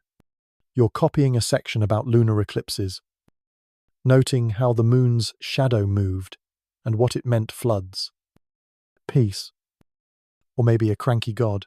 The tablet's wedges use the base 60 system you wrestled with in Sumer, breaking time into 60s and 360s. You're struggling to keep the numbers straight. Your clay abacus clicking as you divide angles. Last week, a scribe miscalculated a star's position and got reassigned to cleaning canals. You're not keen on joining him, so you double-check every wedge, even if it means your eyes blur from the lamp's smoke. The mainstream history here is that the Enuma Anu Enlil, spanning dozens of tablets, preserved Sumerian observations while adding Babylonian math, like predicting eclipses with the Saros cycle 18 years of repeating patterns. These predictions weren't guesses, they were based on centuries of data, etched by scribes like you. You've seen priests use these tablets to warn villages before the moon darkens, saving them from panic. The quirky thing about the Enuma Anu Enlil is its wild omens. One tablet you copied claimed a red moon meant locusts. Another said a bright Jupiter meant a bumper harvest. Your skeptical last month's prosperity omen didn't stop your neighbor's goats from eating his barley, but you keep copying. Because doubting the gods is a fast track to scrubbing temple floors. The archive is quiet, save for the scratch of styluses and the occasional cough from a scribe who's inhaled too much dust. You're tired, your back aching from hunching. But there's something magical about this work. You're touching history, linking Sumer's stars to Babylon's future. The priest checks your tablet, his eyes narrowing, and you hold your breath, hoping your wedges pass muster. He grunts, a rare sign of approval, and you feel a spark of pride. You're not a scholar, just a scribe caught in the cosmic grind, but you're part of a chain that stretches across centuries, from Sumer's ziggurats to Babylon's temples. Life in the archive is a mix of awe and exhaustion. You're surrounded by tablets that predict eclipses, track planets, and claim stars control everything from wars to wheat prices. You've heard priests read these omens to the king, their voices grave, as they warn of floods or victories.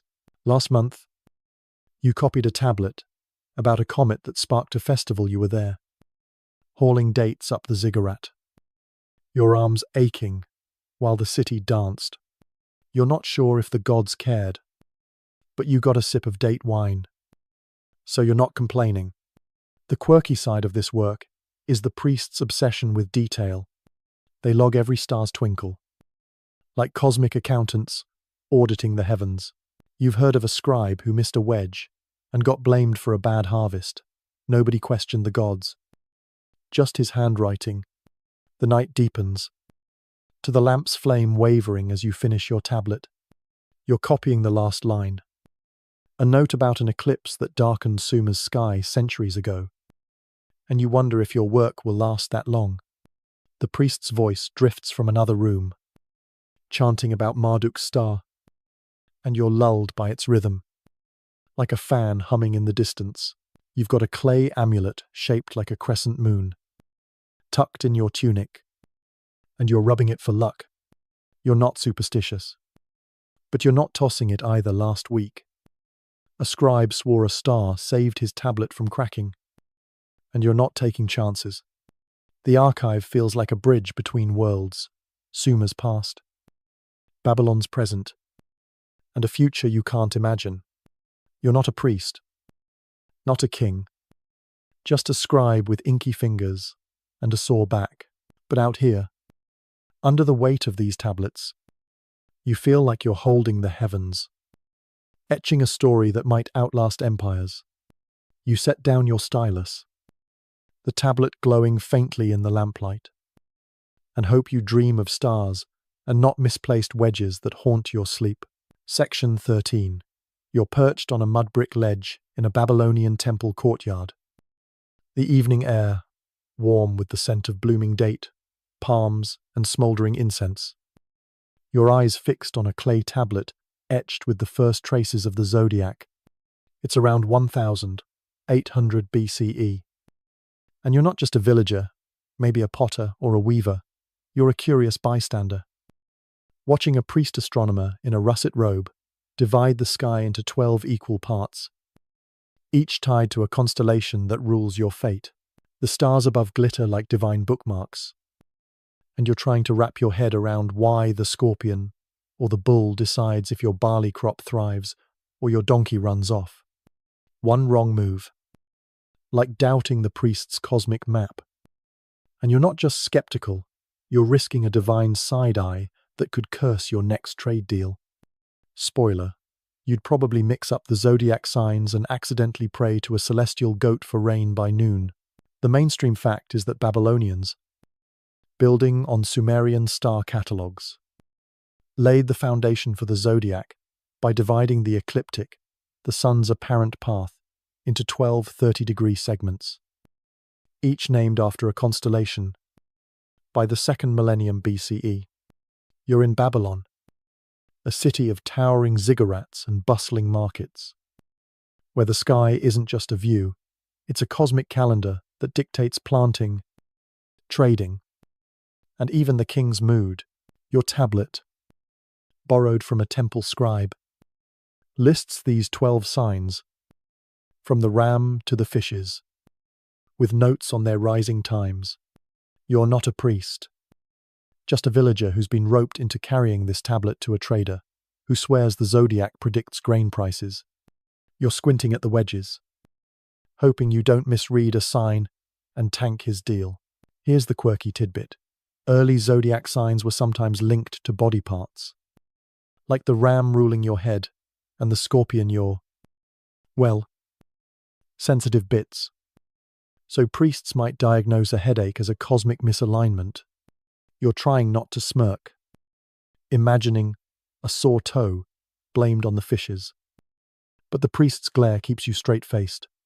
Historians still argue whether the Babylonian zodiac was a scientific tool for tracking seasons or a mystical guide to human destiny. Was it astronomy or astrology? Probably both. Like checking the weather while asking the clouds if you'll get a promotion. The courtyard is alive with activity, scribes scribbling, priests chanting, and a stray goat nibbling a palm frond. You're clutching the tablet, its clay cool in your hands. As the priest explains how the zodiac works, he points to the sky, tracing the ram's stars, saying, "It rules spring planting." You're nodding, pretending you get it, but you're mostly wondering if you'll get a sip of date wine before bed. The tablet's wedges list the signs in order, using the base 60 system you wrestled with in Sumer, and you're grateful someone else did the math. You remember copying Enuma Anu Enlil tablets last week, hunched over in the archive, your fingers smudged with clay. Those omens mentioned stars. But this zodiac thing feels bigger, like the sky's been sliced into 12 cosmic pie pieces. And you're just a crumb. Your role is small but nerve-wracking. The trader who hired you is betting his grain shipment on the priest's zodiac, forecasts something about the lion, meaning high prices. You're not sure how stars control barley, but you've seen traders lose everything on bad omens. So you're keeping the tablets safe. The priest's voice is low and soothing, like a fan humming in the distance. As he talks about the ecliptic's path, he says the sun moves through each sign, shifting seasons and fates. You're skeptical last month. The crab was supposed to bring prosperity, but your neighbor's donkey still ate his crop, but you keep quiet. Questioning a priest in Babylon is like arguing with a sandstorm. You just get grit in your teeth. The mainstream history here is that the Babylonian zodiac, rooted in Sumerian constellations, became the blueprint for the Greek zodiac we know today, with signs like Aries and Pisces still guiding horoscopes. They didn't have telescopes, just sharp eyes and clay tablets, but they mapped the sky with precision, noting how constellations rose with the seasons. You're not that smart. You're just trying to deliver this tablet without tripping over a goat. The quirky thing about the zodiac is its personal touch. Priests read signs for individuals, not just kings. Your birth under the scorpion might mean you're stubborn or destined for trade. You've heard a weaver swear the Virgin made her loom jam, and you're not superstitious. But you're rubbing your crescent moon amulet for luck, just in case. The courtyard quiets as the priest climbs a low platform, his staff tapping like a cosmic metronome. He's holding a wooden rod, sighting stars to confirm the ram's position. You're supposed to hand him the tablet when he's done, but you're distracted by the crowd traders, whispering, scribes, scribbling, and a kid asking if the lion eats people. You're tired, your legs sore from standing, but there's something magical about this moment. The zodiac feels like a bridge between you and the gods. Each sign a story that explains why your life's a mess or a masterpiece.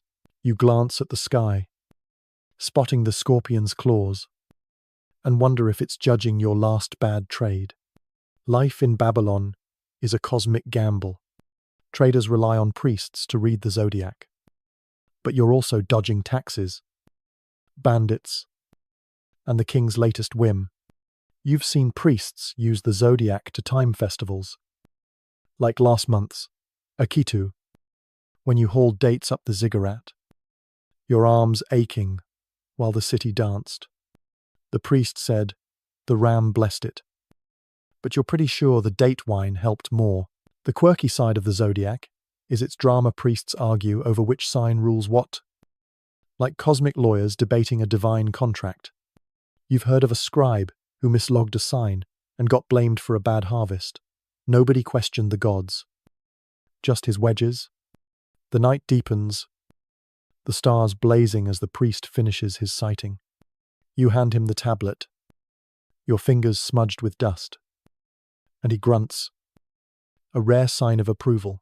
You're not a scholar, not a priest, just a villager caught in the cosmic grind. But out here, under the zodiac's glow, if you feel like part of something bigger, a story written in constellations, traded in barley, and whispered by gods who might just know your sign, you head back to the market, the priest's voice echoing, and hope you dream of the scorpion's luck and not its sting.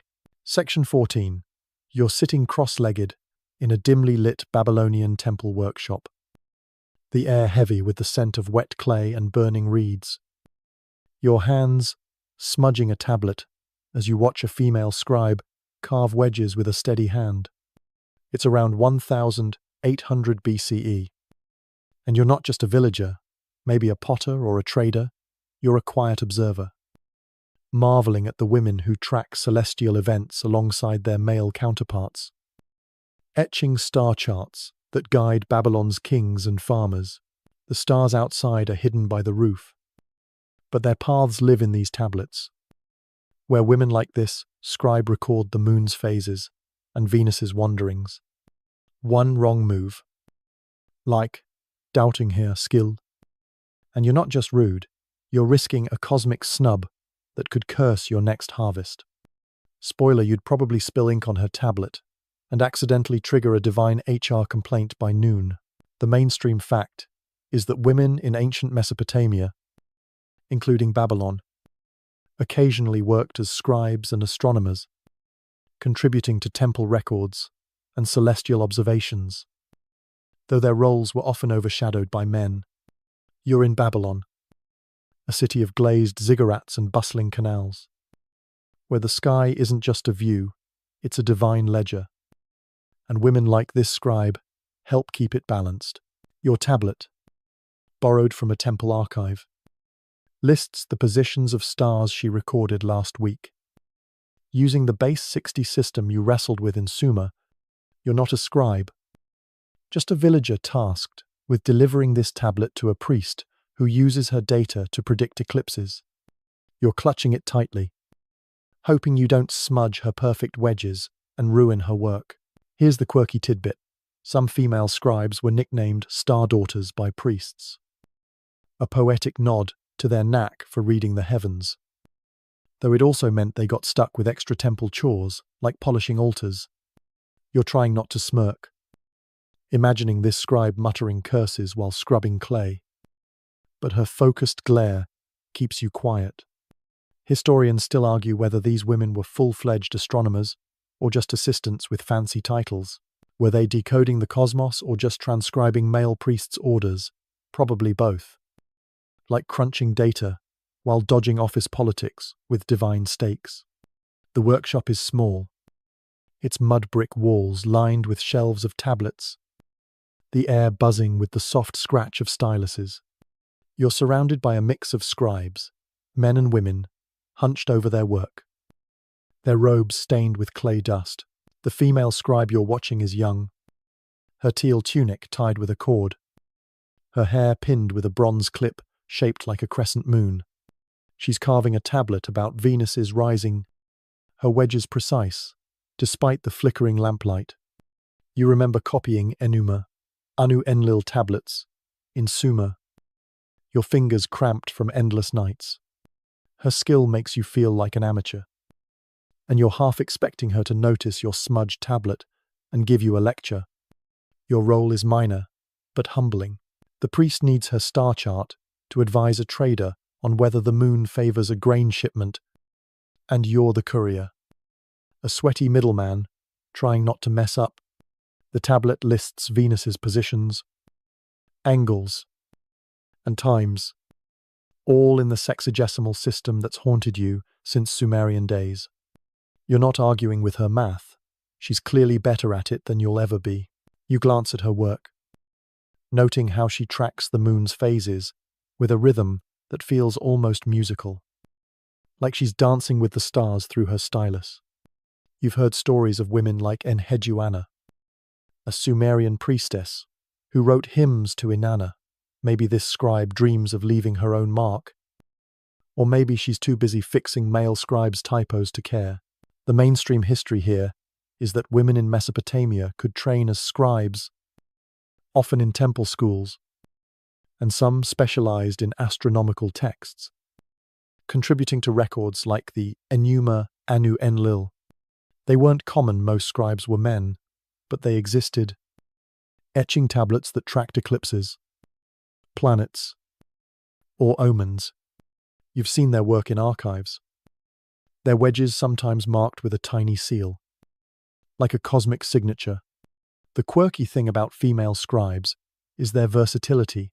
They didn't just write star charts, they managed temple accounts, wrote prayers, or even ran schools. Sometimes they were scribes, priests, juggling stars and sermons. You've heard of a scribe woman in who predicted a flood by the moon's position and saved her village. She was hailed as a goddess, then stuck polishing altars for a month. The workshop is quiet, save for the scratch of styluses and the occasional murmur as scribes compare notes. You're tired, your legs numb from sitting. But there's something mesmerizing about her work. She's not just copying, she's interpreting, adjusting angles with a clay abacus, her lips moving silently as she calculates, the priest overseeing her nods, a rare sign of respect. And you're struck by how she commands the room without saying a word. You're not a scholar, just a villager caught in her orbit. But you're starting to see her star charts as more than data, their stories. Proof that women can wrestle with the heavens and win. Life as a scribe is grueling, especially for women. They train for years, learning cuneiform, math, and myths, while dodging temple politics and societal side-eye. You've seen male scribes slack off, their tablets sloppy, but she's meticulous. Her wedges, a testament to skill honed under pressure. Last month, you hauled dates up a ziggurat for a festival timed by a female scribe's lunar chart. You were there, your arms aching while the city danced. Her work made it happen, but nobody mentioned her name. The quirky side of her job is the myths around it.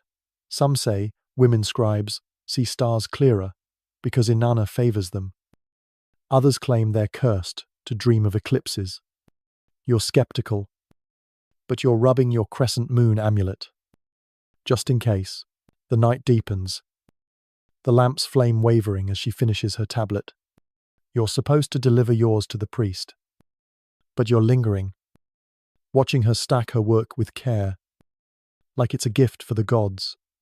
The priest checks her tablet, grunting approval, and you feel a spark of pride for her, even if she doesn't know you exist. You're not a priest, not a scribe, just a villager with dusty sandals and a smudged tablet. But out here, in this workshop, you feel like you're witnessing something bigger, a story written in starlight, etched by women who defy the shadows, and whispered by gods who might just be listening. You head out, the tablet heavy in your hands, and hope you dream of her wedges and not your own clumsy smudges. Section 15. You're crouched in a Babylonian temple courtyard, the night air warm, with the scent of sun-baked clay and flickering oil lamps. Your hands gingerly cradling a clay sundial as you watch a priest astronomer adjust a water clock with a frown. It's around 1800 BCE.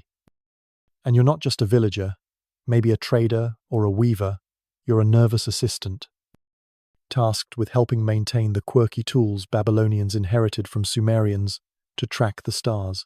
The sky above is a glittering tapestry, but you're too busy sweating over these finicky devices to admire it.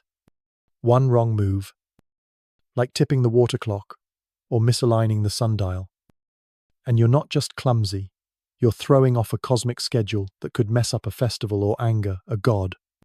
Spoiler, you'd probably spill the water clock and accidentally turn a lunar ritual into a soggy disaster by dawn. The mainstream fact is that Mesopotamians, from Sumerians to Babylonians, used simple but ingenious tools like sundials, water clocks, and gnomons to measure time and track celestial events, laying the groundwork for precise astronomical observations by 1800 BCE. You're in Babylon, a city of towering ziggurats and bustling markets, where these tools aren't just gadgets, they're sacred, tying the earth's rhythms to the heavens. Your sundial, a flat clay disc etched with wedges, sits beside the water clock, a clay pot with a tiny hole that drips like a cosmic metronome. You're supposed to keep them steady while the priest checks the moon's position, but your hands are shaky from the pressure of not ruining his night. Here's the quirky tidbit. Some water clocks were decorated with star motifs, like tiny constellations carved into the clay, as if the gods needed a reminder of their own sky. You're trying not to chuckle at the idea of a deity squinting at a pot to check the time, but the priest's glare keeps you focused. Historians still argue whether these tools were primarily practical or held ritual significance. Were they for timing star sightings or impressing the gods with fancy engineering, probably both. Like setting an alarm clock while praying, it doesn't wake a divine neighbor. The courtyard is quiet, save for the priest's muttering and the soft drip of the water clock. You're surrounded by temple workers, scribes, acolytes, and a stray cat eyeing your sundial like it's a toy. The priest, his russet robe catching the lamplight, is adjusting the water clock's flow, his fingers precise, despite the late hour. You're holding the sundial, its clay cool against your palms, and trying not to shift it out of alignment. You remember hauling a tablet up a Sumerian ziggurat, your sandals slipping as you help track Venus. Babylon's tools are fancier, but the stakes are the same. Get the timing right, or the gods might send a comet to express their displeasure. Your role is small but stressful. The priest needs these tools to confirm the moon's position for a festival, and you're the unlucky villager who got drafted to assist. The sundial's wedges mark hours based on the sun's shadow, but it's useless at night. So, you're relying on the water clock to track time until dawn. The clock's drip is maddeningly slow, and you're tempted to poke the hole wider. But you've heard stories of assistants who tampered with clocks and ended up scrubbing temple floors. You're not keen on that fate, so you keep still, your legs cramping as you crouch.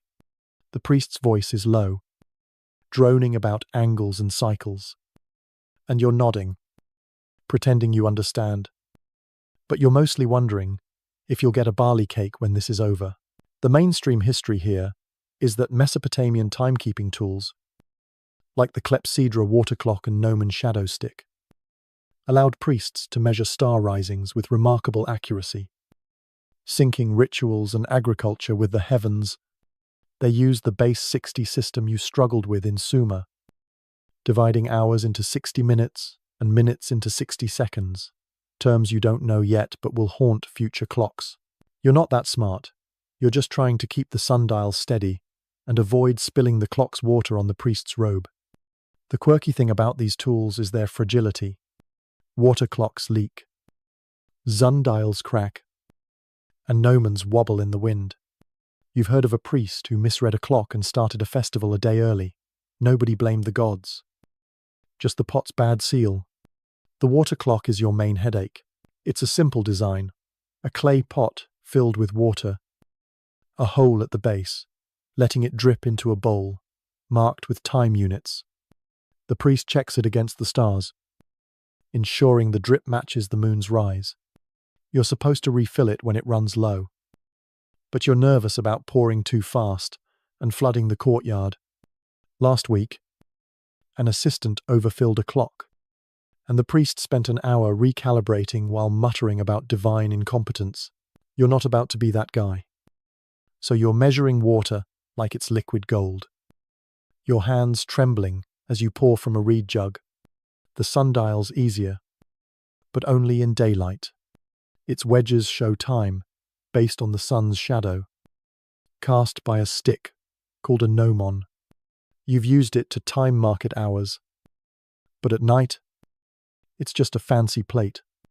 The priest keeps it nearby, saying it's a backup for dawn observations. You're not sure why he needs two tools that barely work together. But you're not asking. Questioning a priest in Babylon is like arguing with a sandstorm, and you'd rather keep your eyes grit-free. You've got a clay amulet shaped like a crescent moon, tucked in your tunic, and you're rubbing it for luck, hoping the gods don't notice your shaky grip. The priest's work is intense. He's sighting the moon with a wooden rod, comparing its position to last night's tablet, and you're amazed at his precision. He's using the Enuma Anu Enlil, a text you copied in Sumer, to predict an eclipse next month. You remember the Sumerian eclipse? Holding a barley bowl, while the moon turned red. Your arms aching. Babylonians don't just react, they plan, sending runners to warn villages before the sky darkens. The quirky side of these tools is their rituals before using the water clock. The priest sprinkles it with Tigris water, muttering to Enki, the water god, You did it too. Feeling silly, but not silly enough to skip it last month.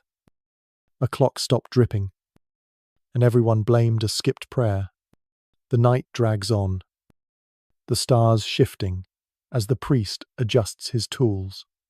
You're tired, your knees sore from crouching, but his voice is a soothing hum, like a fan in the distance. He's talking about the Saros cycle, an 18-year pattern for eclipses. And you're impressed, even if you don't get the math. You're not a scholar, just a villager caught in the cosmic grind.